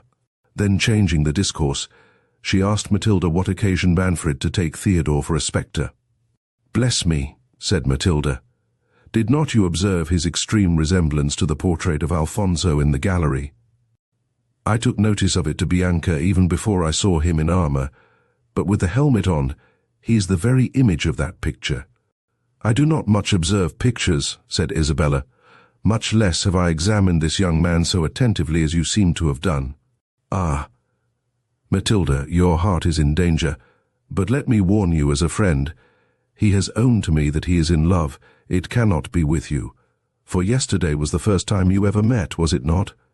"Certainly," replied Matilda. "But why does my dearest Isabella conclude from anything I have said that—" She paused. Then, continuing, "He saw you first, and I am far from having the vanity to think that my little portion of charms could engage a heart devoted to you. May you be happy, Isabella, whatever is the fate of Matilda." "My lovely friend," said Isabella, whose heart was too honest to resist a kind expression, "it is you that Theodore admires. I saw it. I am persuaded of it, nor shall a thought of my own happiness suffer me to interfere with yours." This frankness drew tears from the gentle Matilda, and jealousy that for a moment had raised a coolness between these amiable maidens soon gave way to the natural sincerity and candour of their souls. Each confessed to the other the impression that Theodore had made on her, and this confidence was followed by a struggle of generosity, each insisting on yielding her claim to her friend. At length the dignity of Isabella's virtue, reminding her of the preference which Theodore had almost declared for her rival, made her determined to conquer her passion and cede the beloved object to her friend. During this contest of amity, Hippolyta entered her daughter's chamber. "Madam," said she to Isabella, "you have so much tenderness for Matilda, and interest yourself so kindly in whatever affects our wretched house, that I can have no secrets with my child which are not proper for you to hear. The princesses were all attention and anxiety. Know then, madam," continued Hippolyta, "and you, my dearest Matilda, that being convinced by all the events of these 2 last ominous days, that heaven purposes the sceptre of Otranto should pass from Manfred's hands into those of the Marquis Frederick, I have been perhaps inspired with the thought of averting our total destruction by the union of our rival houses. With this view, I have been proposing to Manfred, my lord, to tender this dear, dear child to Frederick, your father." "Me to Lord Frederick?" cried Matilda. "Good heavens, my gracious mother, and have you named it to my father?" "I have," said Hippolyta. "He listened benignly to my proposal, and is gone to break it to the Marquis." "Ah, wretched princess," cried Isabella, "what hast thou done? What ruin has thy inadvertent goodness been preparing for thyself for me, and for Matilda?" "Ruin from me to you and to my child," said Hippolyta. "What can this mean?" "Alas," said Isabella, "the purity of your own heart prevents your seeing the depravity of others. Manfred, your lord, that impious man." "Hold," said Hippolyta. "You must not in my presence, young lady, mention Manfred with disrespect. He is my lord and husband, and—" "Will not long be so," said Isabella. if his wicked purposes can be carried into execution. This language amazes me, said Hippolyta. Your feeling, Isabella, is warm, but until this hour I never knew it betray you into intemperance. What deed of Manfred authorizes you to treat him as a murderer, an assassin? Thou virtuous and too credulous princess, replied Isabella, it is not thy life he aims at. It is to separate himself from thee, to divorce thee, to divorce me, to divorce my mother, cried Hippolyta and Matilda at once. Yes, said Isabella, and to complete his crime he meditates, I cannot speak it. What can surpass what thou hast already uttered? Said Matilda. Hippolyta was silent. Grief choked her speech, and the recollection of Manfred's late ambiguous discourses confirmed what she heard. Excellent, dear lady. Madam, mother, cried Isabella, flinging herself at Hippolyta's feet in a transport of passion. Trust me, believe me. I will die 1,000 deaths sooner than consent to injure you, than yield to so odious. Oh, this is too much, cried Hippolyta. What crimes does one crime suggest? Rise, dear Isabella. I do not doubt your virtue. Oh, Matilda, this stroke is too heavy for thee. Weep not, my child, and not a murmur. I charge thee. Remember, he is thy father still. But you are my mother too, said Matilda fervently. And you are virtuous, you are guiltless. Oh, must not I complain? You must not, said Hippolyta. Come, all will yet be well. Manfred, in the agony for the loss of thy brother, knew not what he said. Perhaps Isabella misunderstood him. His heart is good, and my child, thou knowest not all. There is a destiny hangs over us. The hand of Providence is stretched out. Oh, could I but save thee from the wreck! Yes, continued she in a firmer tone, perhaps the sacrifice of myself may atone for all. I will go and offer myself to this divorce. It boots not what becomes of me. I will withdraw into the neighboring monastery, and waste the remainder of life in prayers and tears for my child. And the prince. Thou art as much too good for this world, said Isabella, as Manfred is execrable, but think not, lady, that thy weakness shall determine for me. I swear, hear me all ye angels. Stop, I adjure thee, cried Hippolyta. Remember thou dost not depend on thyself, thou hast a father. My father is too pious, too noble, interrupted Isabella, to command an impious deed. But should he command it, can a father enjoin a cursed act?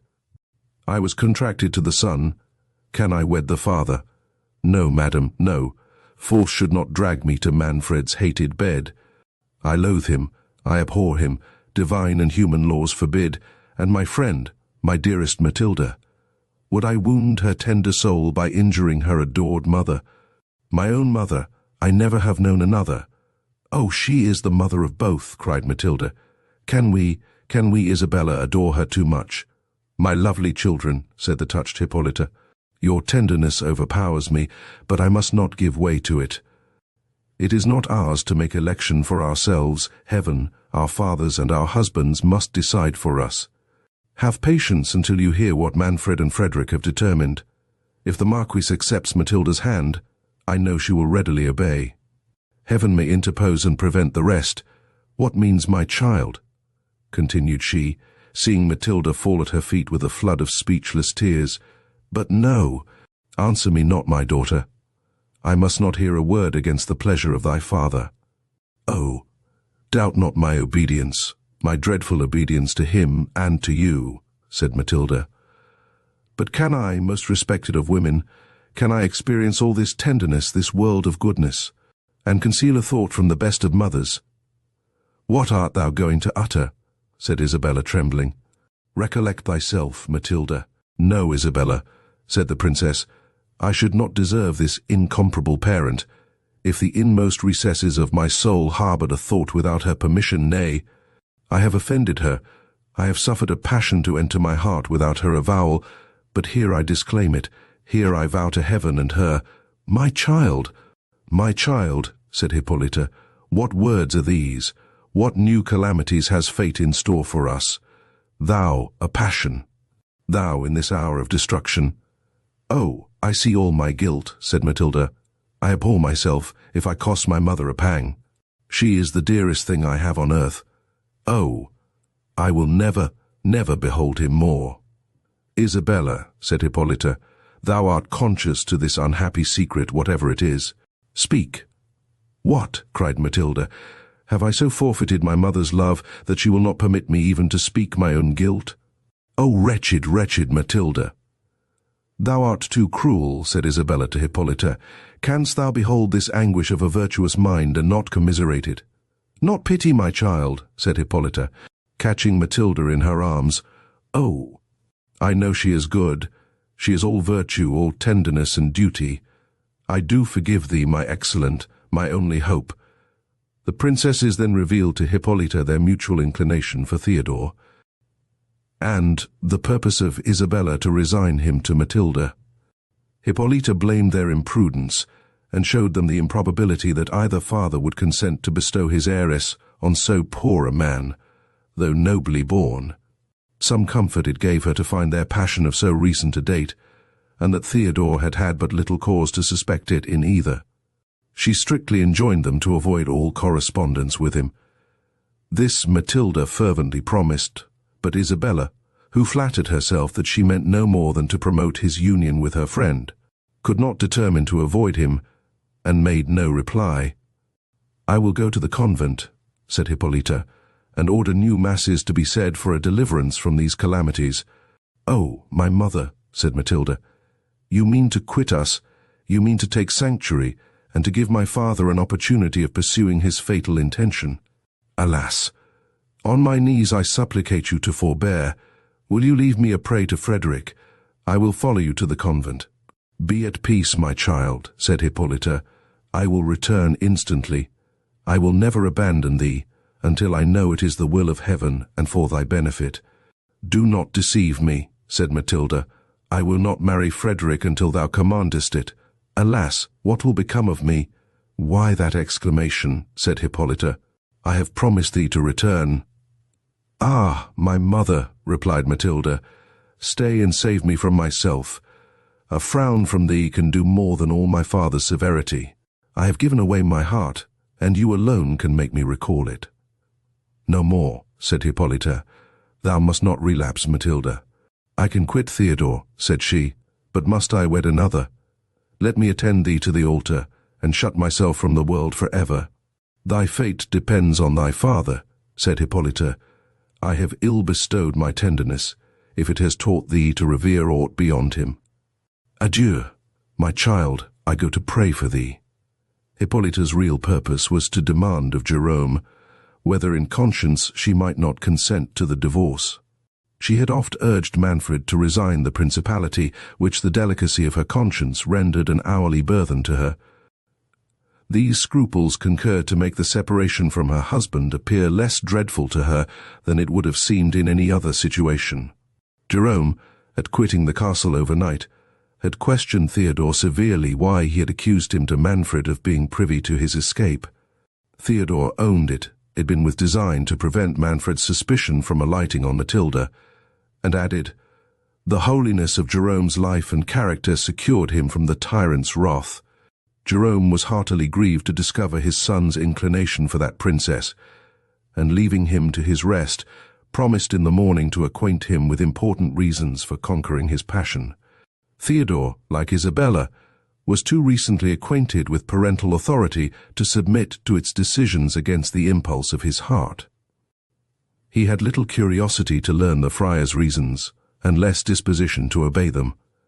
The lovely Matilda had made stronger impressions on him than filial affection. All night he pleased himself with visions of love, and it was not till late after the morning office that he recollected the friar's commands to attend him at Alfonso's tomb. Young man, said Jerome when he saw him, this tardiness does not please me. Have a father's commands already so little weight? Theodore made awkward excuses and attributed his delay to having overslept himself. And on whom were thy dreams employed? Said the friar sternly. His son blushed. Come, come, resumed the friar. Inconsiderate youth, this must not be. Eradicate this guilty passion from thy breast. Guilty passion, cried Theodore. Can guilt dwell with innocent beauty and virtuous modesty? It is sinful, replied the friar, to cherish those whom heaven has doomed to destruction. A tyrant's race must be swept from the earth to the third and fourth generation. Will heaven visit the innocent for the crimes of the guilty? Said Theodore. The fair Matilda has virtues enough. To undo thee, interrupted Jerome. Hast thou so soon forgotten that twice the savage Manfred has pronounced thy sentence? Nor have I forgotten, sir, said Theodore, that the charity of his daughter delivered me from his power. I can forget injuries, but never benefits. The injuries thou hast received from Manfred's race, said the friar, are beyond what thou canst conceive. Reply not, but view this holy image. Beneath this marble monument rest the ashes of the good Alfonso, a prince adorned with every virtue, the father of his people, the delight of mankind. Kneel, headstrong boy, and list, while a father unfolds a tale of horror that will expel every sentiment from thy soul, but sensations of sacred vengeance, Alfonso. Much injured prince, let thy unsatisfied shade sit awful on the troubled air, while these trembling lips— Who comes there? The most wretched of women, said Hippolyta, entering the choir. Good father, art thou at leisure? But why this kneeling youth? What means the horror imprinted on each countenance? Why at this venerable tomb, alas, hast thou seen aught? We were pouring forth our orisons to heaven, replied the friar with some confusion, to put an end to the woes of this deplorable province. Join with us, lady. Thy spotless soul may obtain an exemption from the judgments which the portents of these days but too speakingly denounce against thy house. I pray fervently to heaven to divert them, said the pious princess. Thou knowest it has been the occupation of my life to wrest a blessing for my lord and my harmless children. One, alas, is taken from me. Would heaven but hear me for my poor Matilda.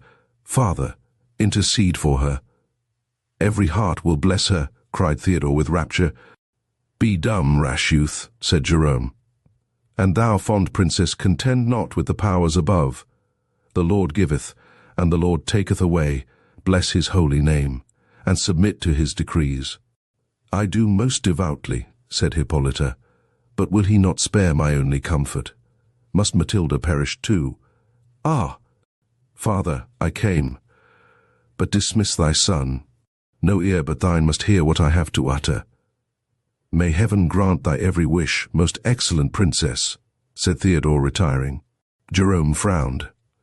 Hippolyta then acquainted the friar with the proposal she had suggested to Manfred, his approbation of it, and the tender of Matilda that he was gone to make to Frederick.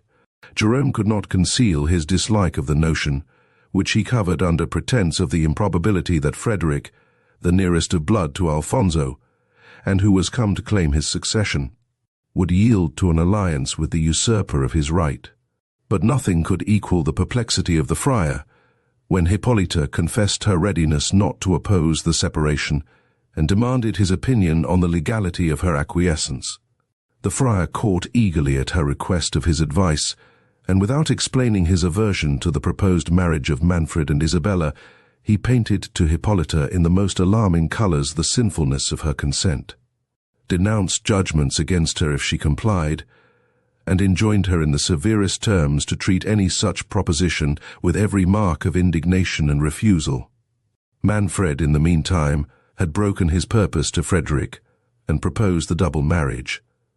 That weak prince, who had been struck with the charms of Matilda, listened but too eagerly to the offer. He forgot his enmity to Manfred, whom he saw but little hope of dispossessing by force, and flattering himself that no issue might succeed from the union of his daughter with the tyrant. He looked upon his own succession to the principality as facilitated by wedding Matilda. He made faint opposition to the proposal, affecting, for form only, not to acquiesce unless Hippolyta should consent to the divorce. Manfred took that upon himself. Transported with his success, and impatient to see himself in a situation to expect sons, he hastened to his wife's apartment, determined to extort her compliance. He learned with indignation that she was absent at the convent. His guilt suggested to him that she had probably been informed by Isabella of his purpose.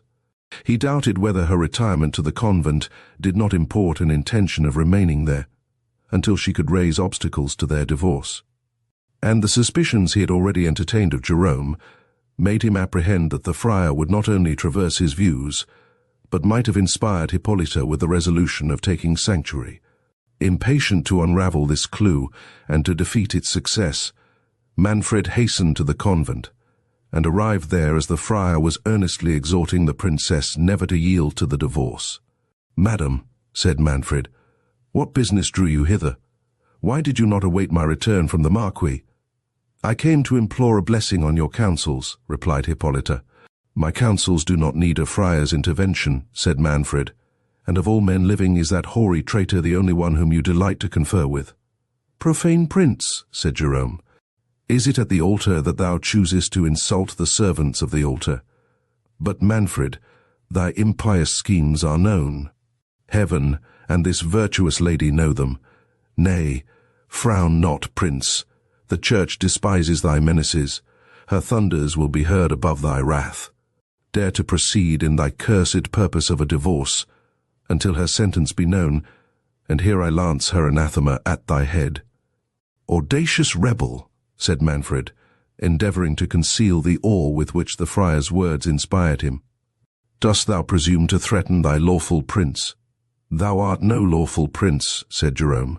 "Thou art no prince. Go, discuss thy claim with Frederick, and when that is done, it is done," replied Manfred. "Frederick accepts Matilda's hand and is content to waive his claim, unless I have no male issue." As he spoke those words, 3 drops of blood fell from the nose of Alfonso's statue. Manfred turned pale, and the princess sank on her knees. "Behold," said the Friar Mark, "this miraculous indication that the blood of Alfonso will never mix with that of Manfred." "My gracious lord," said Hippolyta, "let us submit ourselves to heaven. Think not thy ever-obedient wife rebels against thy authority. I have no will but that of my lord and the church. To that revered tribunal let us appeal. It does not depend on us to burst the bonds that unite us. If the church shall approve the dissolution of our marriage, be it so. I have but few years and those of sorrow to pass. Where can they be worn away so well as at the foot of this altar, in prayers for thine and Matilda's safety?" "But thou shalt not remain here until then," said Manfred. "Repair with me to the castle, and there I will advise on the proper measures for a divorce. But this meddling friar comes not thither. My hospitable roof shall never more harbour a traitor. And for thy reverence's offspring," continued he, "I banish him from my dominions. He, I ween, is no sacred personage, nor under the protection of the church. Whoever weds Isabella, it shall not be Father Falconara's started-up son." "They start up," said the friar, "who are suddenly beheld in the seat of lawful princes. But they wither away like the grass, and their place knows them no more." Manfred, casting a look of scorn at the friar, led Hippolyta forth, but at the door of the church whispered one of his attendants to remain concealed about the convent and bring him instant notice, if anyone from the castle should repair thither. Chapter 5. Every reflection which Manfred made on the friar's behaviour conspired to persuade him that Jerome was privy to an amour between Isabella and Theodore, but Jerome's new presumption, so dissonant from his former meekness, suggested still deeper apprehensions.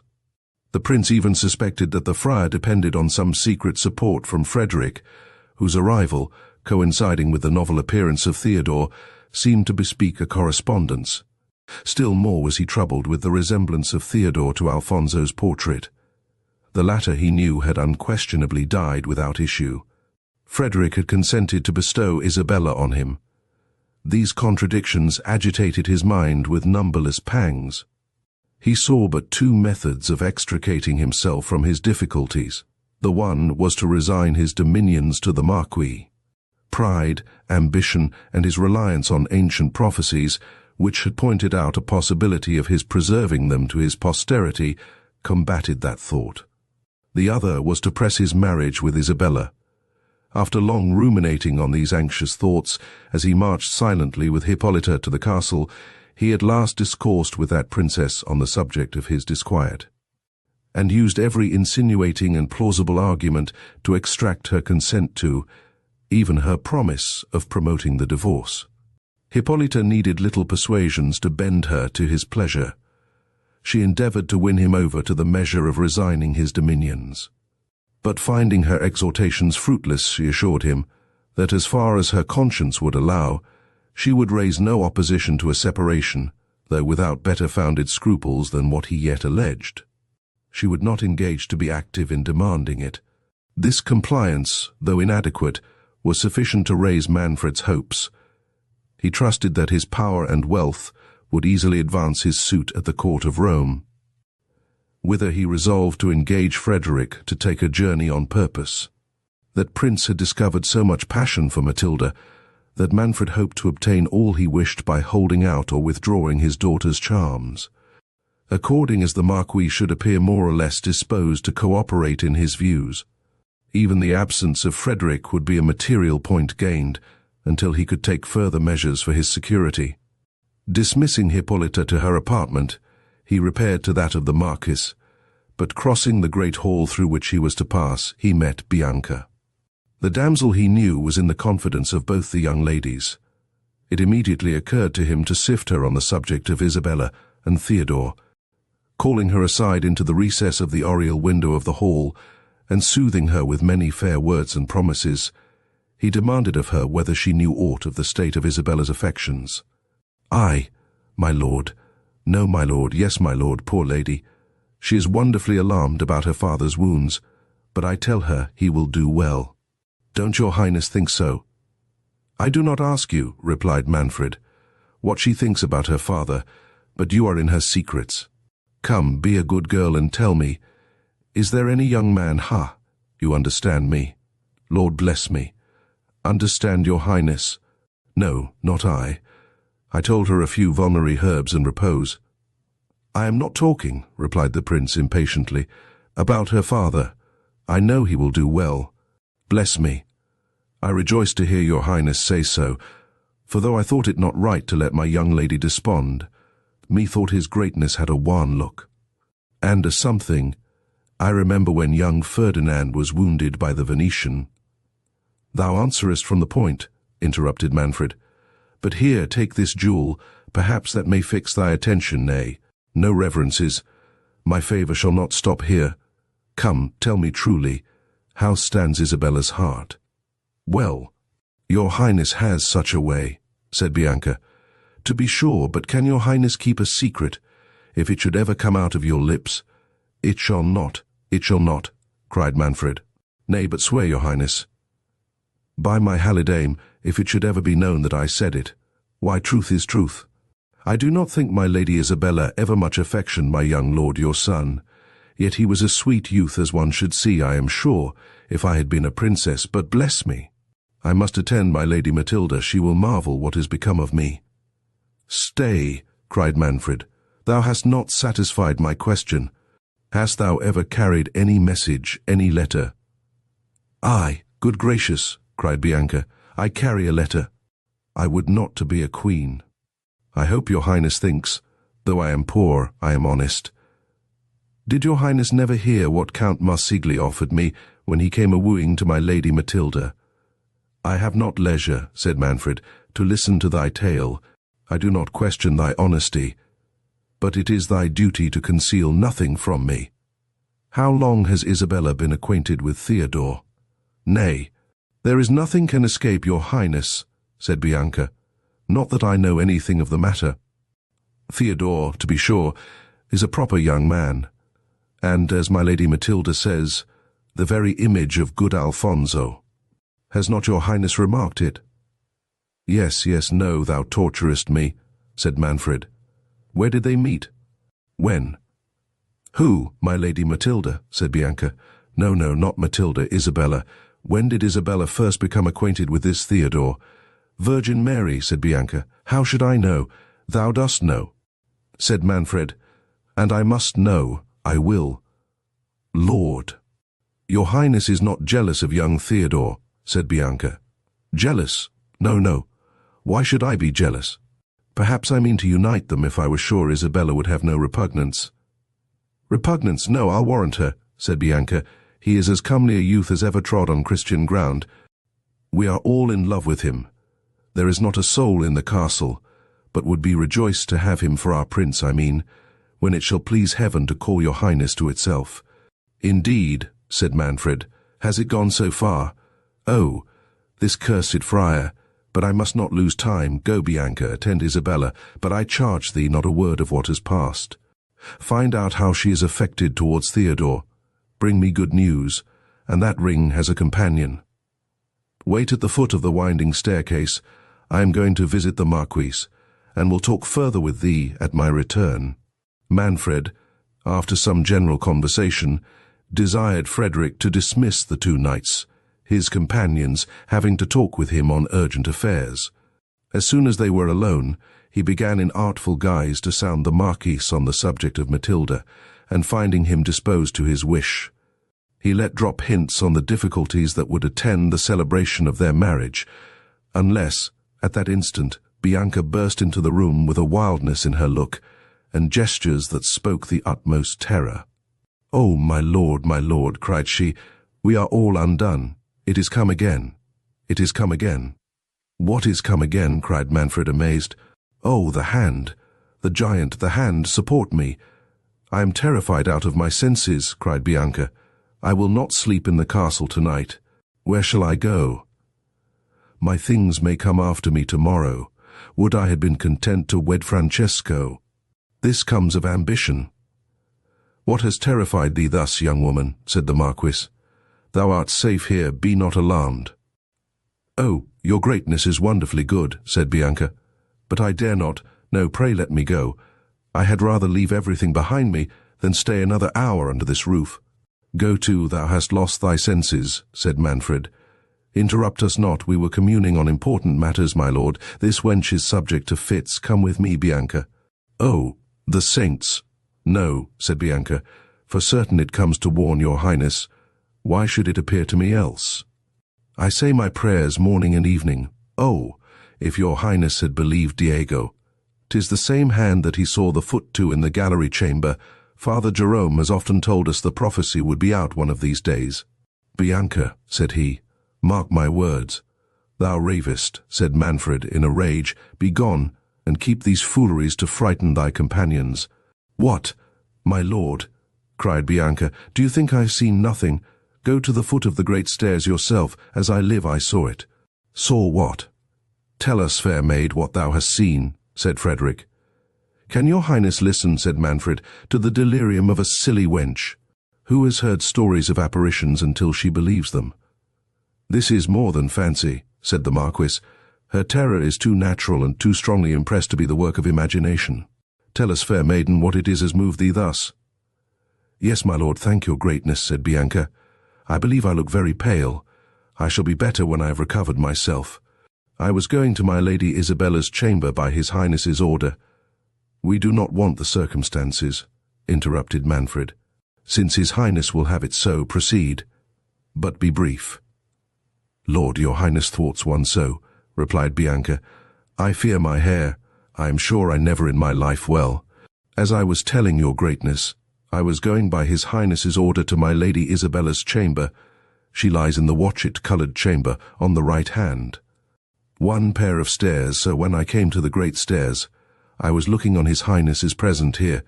Grant me patience," said Manfred. "Will this wench never come to the point? What imports it to the Marquis that I gave thee a bauble for thy faithful attendance on my daughter? We want to know what thou sawest." "I was going to tell your highness," said Bianca, "if you would permit me. So as I was rubbing the ring, I am sure I had not gone up 3 steps, but I heard the rattling of armour, for all the world such a clatter as Diego says he heard when the giant turned him about in the gallery chamber." "What giant is this, my lord?" said the Marquis. "Is your castle haunted by giants and goblins?" "Lord, what, has not your greatness heard the story of the giant in the gallery chamber?" cried Bianca. "I marvel his highness has not told you. Mayhap you do not know there is a prophecy." "This trifling is intolerable," interrupted Manfred. "Let us dismiss this silly wench, my lord. We have more important affairs to discuss." "By your favour," said Frederick, "these are no trifles. The enormous sabre I was directed to in the wood, yon casque its fellow, are these visions of this poor maiden's brain?" "So Jacques thinks, may it please your greatness," said Bianca. "He says this moon will not be out without our seeing some strange revolution. For my part, I should not be surprised if it was to happen tomorrow. For, as I was saying, when I heard the clattering of armour, I was all in a cold sweat. I looked up, and, if your greatness will believe me, I saw upon the uppermost banister of the great stairs a hand in armour, as big. I thought I should have swooned. I never stopped until I came hither. Would I were well out of this castle. My Lady Matilda told me but yestermorning that Her Highness Hippolyta knows something." "Thou art an insolent," cried Manfred. "Lord Marquis, it much misgives me that this scene is concerted to affront me. Are my own domestics suborned to spread tales injurious to my honour? Pursue your claim by manly daring, or let us bury our feuds as was proposed by the intermarriage of our children. But trust me, it ill becomes a prince of your bearing to practice on mercenary wenches." "I scorn your imputation," said Frederick. "Until this hour I never set eyes on this damsel. I have given her no jewel. My lord, your conscience, your guilt accuses you, and would throw the suspicion on me. But keep your daughter, and think no more of Isabella. The judgments already fallen on your house forbid me matching into it."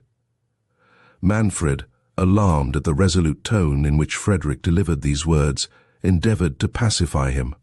Dismissing Bianca, he made such submissions to the Marquis, and threw in such artful encomiums on Matilda, that Frederick was once more staggered. However, as his passion was of so recent a date, it could not at once surmount the scruples he had conceived. He had gathered enough from Bianca's discourse to persuade him that heaven declared itself against Manfred. The proposed marriages, too, removed his claim to a distance, and the Principality of Otranto was a stronger temptation than the contingent reversion of it with Matilda. Still, he would not absolutely recede from his engagements, but purposing to gain time, he demanded of Manfred if it was true in fact that Hippolyta consented to the divorce. The prince, transported to find no other obstacle, and depending on his influence over his wife, assured the Marquis it was so, and that he might satisfy himself of the truth from her own mouth. As they were thus discoursing, word was brought that the banquet was prepared. Manfred conducted Frederick to the great hall, where they were received by Hippolyta and the young princesses. Manfred placed the Marquis next to Matilda, and seated himself between his wife and Isabella. Hippolyta comported herself with an easy gravity, but the young ladies were silent and melancholy. Manfred, who was determined to pursue his point with the Marquis in the remainder of the evening, pushed on the feast until it waxed late, affecting unrestrained gaiety, and plying Frederick with repeated goblets of wine. The latter, more upon his guard than Manfred wished, declined his frequent challenges on pretence of his late loss of blood, while the prince, to raise his own disordered spirits and to counterfeit unconcern, indulged himself in plentiful draughts, though not to the intoxication of his senses. The evening being far advanced, the banquet concluded.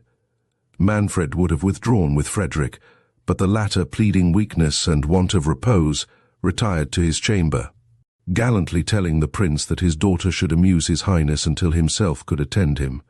Manfred accepted the party, and to the no small grief of Isabella, accompanied her to her apartment. Matilda waited on her mother to enjoy the freshness of the evening on the ramparts of the castle. Soon as the company were dispersed their several ways, Frederick, quitting his chamber, inquired if Hippolyta was alone, and was told by one of her attendants, who had not noticed her going forth, that at that hour she generally withdrew to her oratory, where he probably would find her. The Marquis, during the repast, had beheld Matilda with increase of passion. He now wished to find Hippolyta in the disposition her lord had promised. The portents that had alarmed him were forgotten in his desires. Stealing softly and unobserved to the apartment of Hippolyta, he entered it with a resolution to encourage her acquiescence to the divorce. Having perceived, that Manfred was resolved to make the possession of Isabella an unalterable condition before he would grant Matilda to his wishes. The Marquis was not surprised at the silence that reigned in the princess's apartment. Concluding her, as he had been advertised in her oratory, he passed on. The door was ajar, the evening gloomy and overcast. Pushing open the door gently, he saw a person kneeling before the altar. As he approached nearer, it seemed not a woman, but one in a long woolen weed, whose back was towards him. The person seemed absorbed in prayer. The Marquis was about to return, when the figure, rising, stood some moments fixed in meditation, without regarding him. The Marquis, expecting the holy person to come forth, and meaning to excuse his uncivil interruption, said, "Reverend Father, I sought the Lady Hippolyta." "Hippolyta," replied a hollow voice, "camest thou to this castle to seek Hippolyta?" And then the figure, turning slowly round, discovered to Frederick the fleshless jaws and empty sockets of a skeleton, wrapped in a hermit's cowl. "Angels of grace, protect me!" cried Frederick, recoiling. "Deserve their protection," said the spectre. Frederick, falling on his knees, adjured the phantom to take pity on him. "Dost thou not remember me?" said the apparition. "Remember the wood of Joppa." "Art thou that holy hermit?" cried Frederick, trembling. "Can I do aught for thy eternal peace?" "Wast thou delivered from bondage," said the spectre, "to pursue carnal delights? Hast thou forgotten the buried sabre, and the behest of heaven engraven on it?" I have not," said Frederick. "But say, blessed spirit, what is thy errand to me? What remains to be done?" "To forget Matilda," said the apparition, and vanished. Frederick's blood froze in his veins. For some minutes he remained motionless. Then, falling prostrate on his face before the altar, he besought the intercession of every saint for pardon. A flood of tears succeeded to this transport, and the image of the beauteous Matilda rushing in spite of him on his thoughts, he lay on the ground in a conflict of penitence and passion. Ere he could recover from this agony of his spirits, the Princess Hippolyta, with a taper in her hand, entered the oratory alone. Seeing a man without motion on the floor, she gave a shriek, concluding him dead. Her fright brought Frederick to himself. Rising suddenly, his face bedewed with tears, he would have rushed from her presence, but Hippolyta, stopping him, conjured him in the most plaintive accents to explain the cause of his disorder, and by what strange chance she had found him there in that posture. "Ah, virtuous princess," said the Marquis, penetrated with grief, and stopped. "For the love of heaven, my lord," said Hippolyta, "disclose the cause of this transport. What mean these doleful sounds, this alarming exclamation on my name? What woes has heaven still in store for the wretched Hippolyta? Yet silent. By every pitying angel I adjure thee, noble prince," continued she, falling at his feet, "to disclose the purport of what lies at thy heart. I see thou feelest for me, thou feelest the sharp pangs that thou inflictest. Speak for pity. Does aught thou knowest concern my child?" "I cannot speak," cried Frederick, bursting from her. "Oh, Matilda!" Quitting the princess thus abruptly, he hastened to his own apartment. At the door of it he was accosted by Manfred, who, flushed by wine and love, had come to seek him, and to propose to waste some hours of the night in music and revelling. Frederick, offended at an invitation so dissonant from the mood of his soul, pushed him rudely aside, and entering his chamber, flung the door intemperately against Manfred, and bolted it inwards. The haughty prince, enraged at this unaccountable behavior, withdrew in a frame of mind capable of the most fatal excesses. As he crossed the court, he was met by the domestic whom he had planted at the convent as a spy on Jerome and Theodore. This man, almost breathless with the haste he had made, informed his lord that Theodore and some lady from the castle were, at that instant, in private conference at the tomb of Alfonso in St. Nicholas's church. He had dogged Theodore thither, but the gloominess of the night had prevented his discovering who the woman was. Manfred, whose spirits were inflamed, and whom Isabella had driven from her on his urging his passion with too little reserve, did not doubt but the inquietude she had expressed had been occasioned by her impatience to meet Theodore. Provoked by this conjecture, and enraged at her father, he hastened secretly to the great church, gliding softly between the aisles, and guided by an imperfect gleam of moonshine that shone faintly through the illuminated windows, he stole towards the tomb of Alfonso, to which he was directed by indistinct whispers of the persons he sought. The first sounds he could distinguish were, "Does it, alas, depend on me? Manfred will never permit our union." "No, this shall prevent it," cried the tyrant, drawing his dagger, and plunging it over her shoulder into the bosom of the person that spoke. "Ah, me, I am slain," cried Matilda, sinking. "Good heaven, receive my soul." "Savage, inhuman monster, what hast thou done?" cried Theodore, rushing on him and wrenching his dagger from him. "Stop, stop thy impious hand," cried Matilda. "It is my father." Manfred, waking as from a trance, beat his breast, twisted his hands in his locks, and endeavoured to recover his dagger from Theodore to dispatch himself. Theodore, scarce less distracted, and only mastering the transports of his grief to assist Matilda, had now by his cries drawn some of the monks to his aid, while part of them endeavoured, in concert with the afflicted Theodore, to stop the blood of the dying princess. The rest prevented Manfred from laying violent hands on himself. Matilda, resigning herself patiently to her fate, acknowledged with looks of grateful love the zeal of Theodore. Yet oft as her faintness would permit her speech its way, she begged the assistants to comfort her father. Jerome by this time had learnt the fatal news and reached the church. His looks seemed to reproach Theodore, but turning to Manfred he said, "Now, tyrant, behold the completion of woe fulfilled on thy impious and devoted head. The blood of Alfonso cried to heaven for vengeance, and heaven has permitted its altar to be polluted by assassination, that thou mightest shed thy own blood at the foot of that prince's sepulchre." "Cruel man," cried Matilda, "to aggravate the woes of a parent, may heaven bless my father, and forgive him as I do. My lord, my gracious sire, dost thou forgive thy child? Indeed, I came not hither to meet Theodore. I found him praying at this tomb, whither my mother sent me to intercede for thee for her. Dearest father, bless your child, and say you forgive her." "Forgive thee, murderous monster," cried Manfred. "Can assassins forgive? I took thee for Isabella, but heaven directed my bloody hand to the heart of my child. O Matilda, I cannot utter it. Canst thou forgive the blindness of my rage?" "I can, I do, and may heaven confirm it," said Matilda. "But while I have life to ask it, oh, my mother, what will she feel? Will you comfort her, my lord? Will you not put her away? Indeed, she loves you. Oh, I am faint. Bear me to the castle. Can I live to have her close my eyes?" Theodore and the monks besought her earnestly to suffer herself to be borne into the convent. But her instances were so pressing to be carried to the castle, that placing her on a litter, they conveyed her thither as she requested.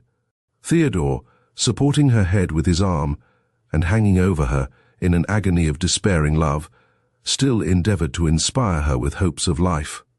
Jerome, on the other side, comforted her with discourses of heaven, and holding a crucifix before her, which she bathed with innocent tears, prepared her for her passage to immortality. Manfred, plunged in the deepest affliction, followed the litter in despair. Ere they reached the castle, Hippolyta, informed of the dreadful catastrophe, had flown to meet her murdered child, but when she saw the afflicted procession, the mightiness of her grief deprived her of her senses, and she fell lifeless to the earth in a swoon. Isabella and Frederick, who attended her, were overwhelmed in almost equal sorrow. Matilda alone seemed insensible to her own situation. Every thought was lost in tenderness for her mother. Ordering the litter to stop, as soon as Hippolyta was brought to herself, she asked for her father. He approached, unable to speak. Matilda, seizing his hand and her mother's, locked them in her own, and then clasped them to her heart. Manfred could not support this act of pathetic piety. He dashed himself on the ground and cursed the day he was born. Isabella, apprehensive that these struggles of passion were more than Matilda could support, took upon herself to order Manfred to be borne to his apartment, while she caused Matilda to be conveyed to the nearest chamber. Hippolyta, scarce more alive than her daughter, was regardless of everything but her. But when the tender Isabella's care would have likewise removed her, while the surgeons examined Matilda's wound, she cried, "Remove me! Never, never. I lived but in her, and will expire with her." Matilda raised her eyes at her mother's voice, but closed them again without speaking. Her sinking pulse and the damp coldness of her hand soon dispelled all hopes of recovery. Theodore followed the surgeons into the outer chamber, and heard them pronounce the fatal sentence with a transport equal to frenzy. "Since she cannot live mine," cried he, "at least she shall be mine in death. Father, Jerome, will you not join our hands?" cried he to the friar, who with the Marquis had accompanied the surgeons. "What means thy distracted rashness?" said Jerome. "Is this an hour for marriage?" It is, cried Theodore. "Alas, there is no other."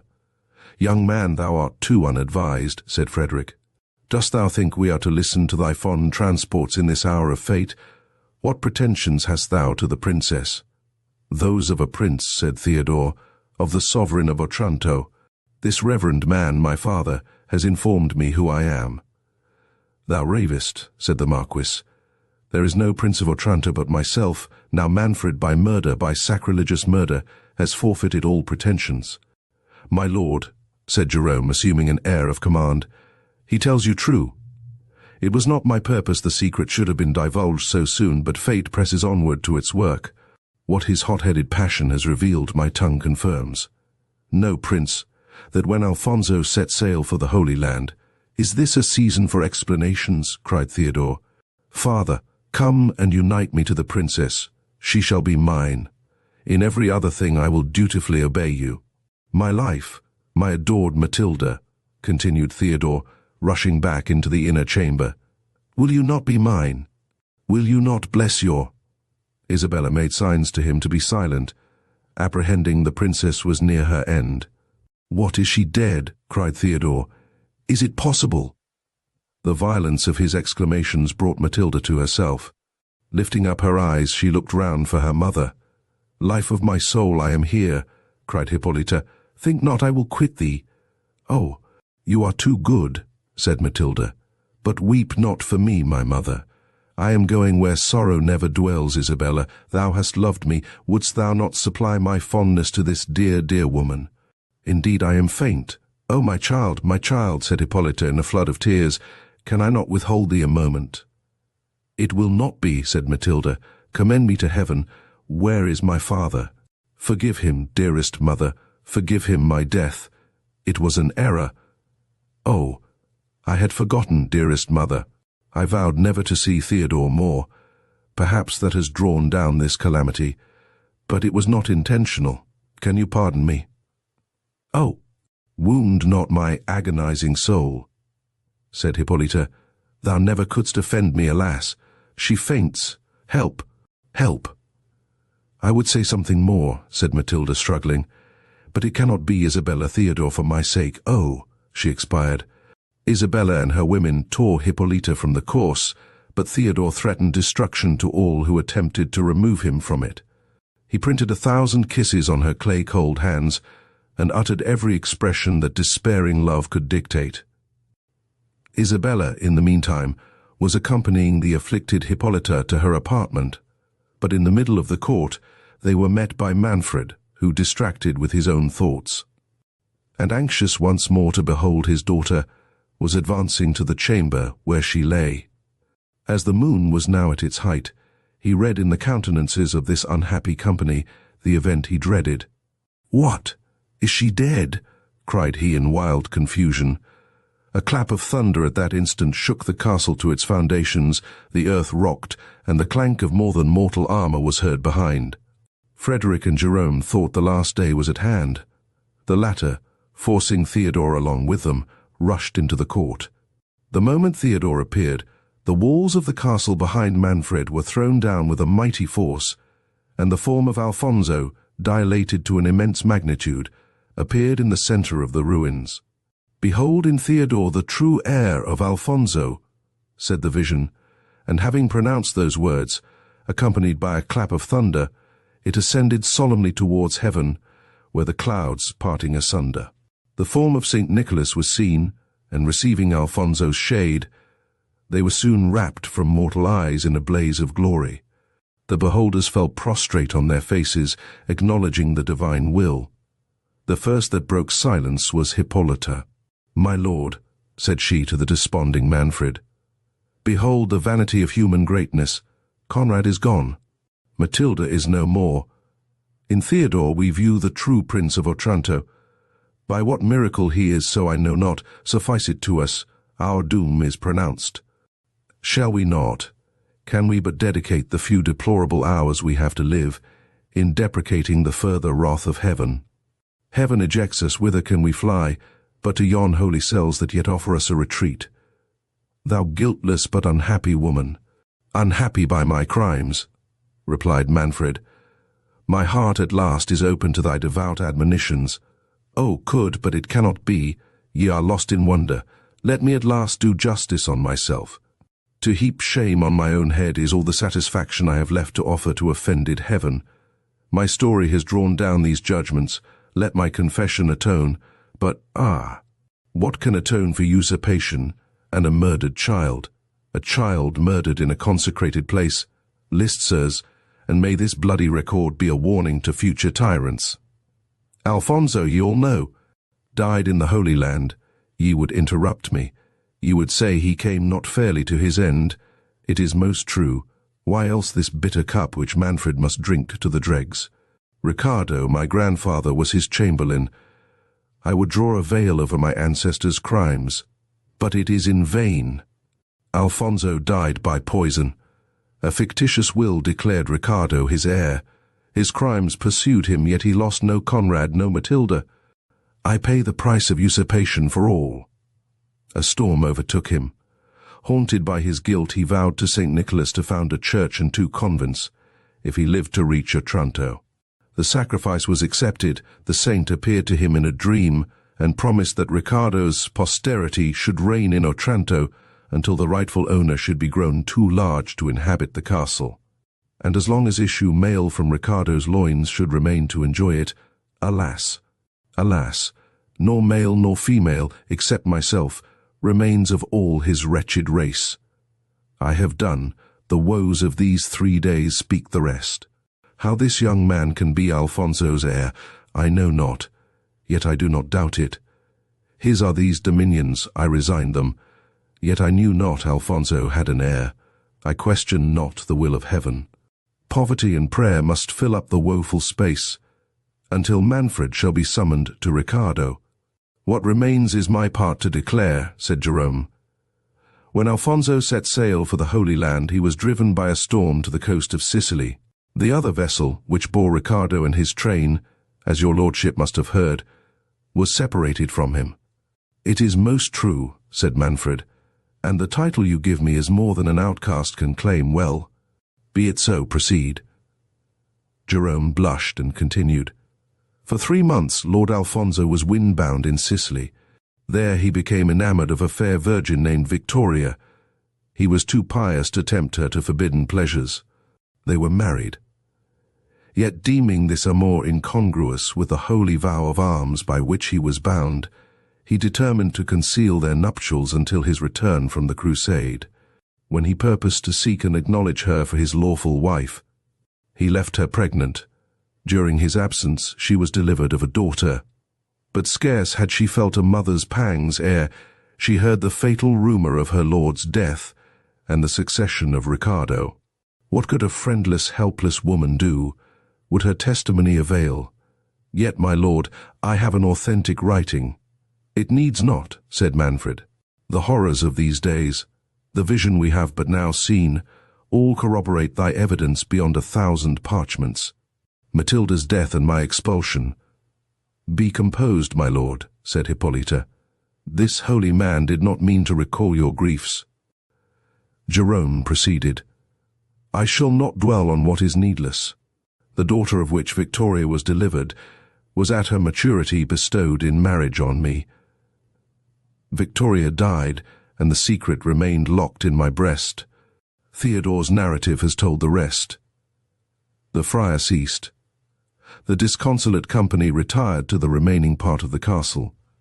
In the morning, Manfred signed his abdication of the principality with the approbation of Hippolyta, and each took on them the habit of religion in the neighboring convents.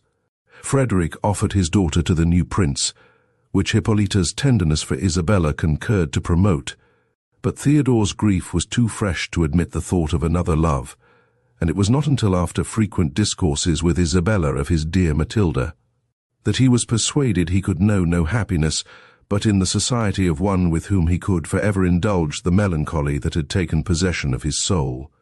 As the final echoes of the Castle of Otranto fade, we reflect on the timeless themes of power, revenge, and the supernatural that Walpole masterfully weaves into his narrative. The haunting presence of the castle itself serves as a reminder of the inescapable weight of history and the shadows it casts on the living.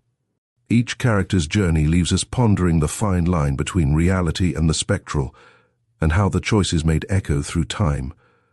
Thank you for joining us on this journey into the dark heart of Gothic literature.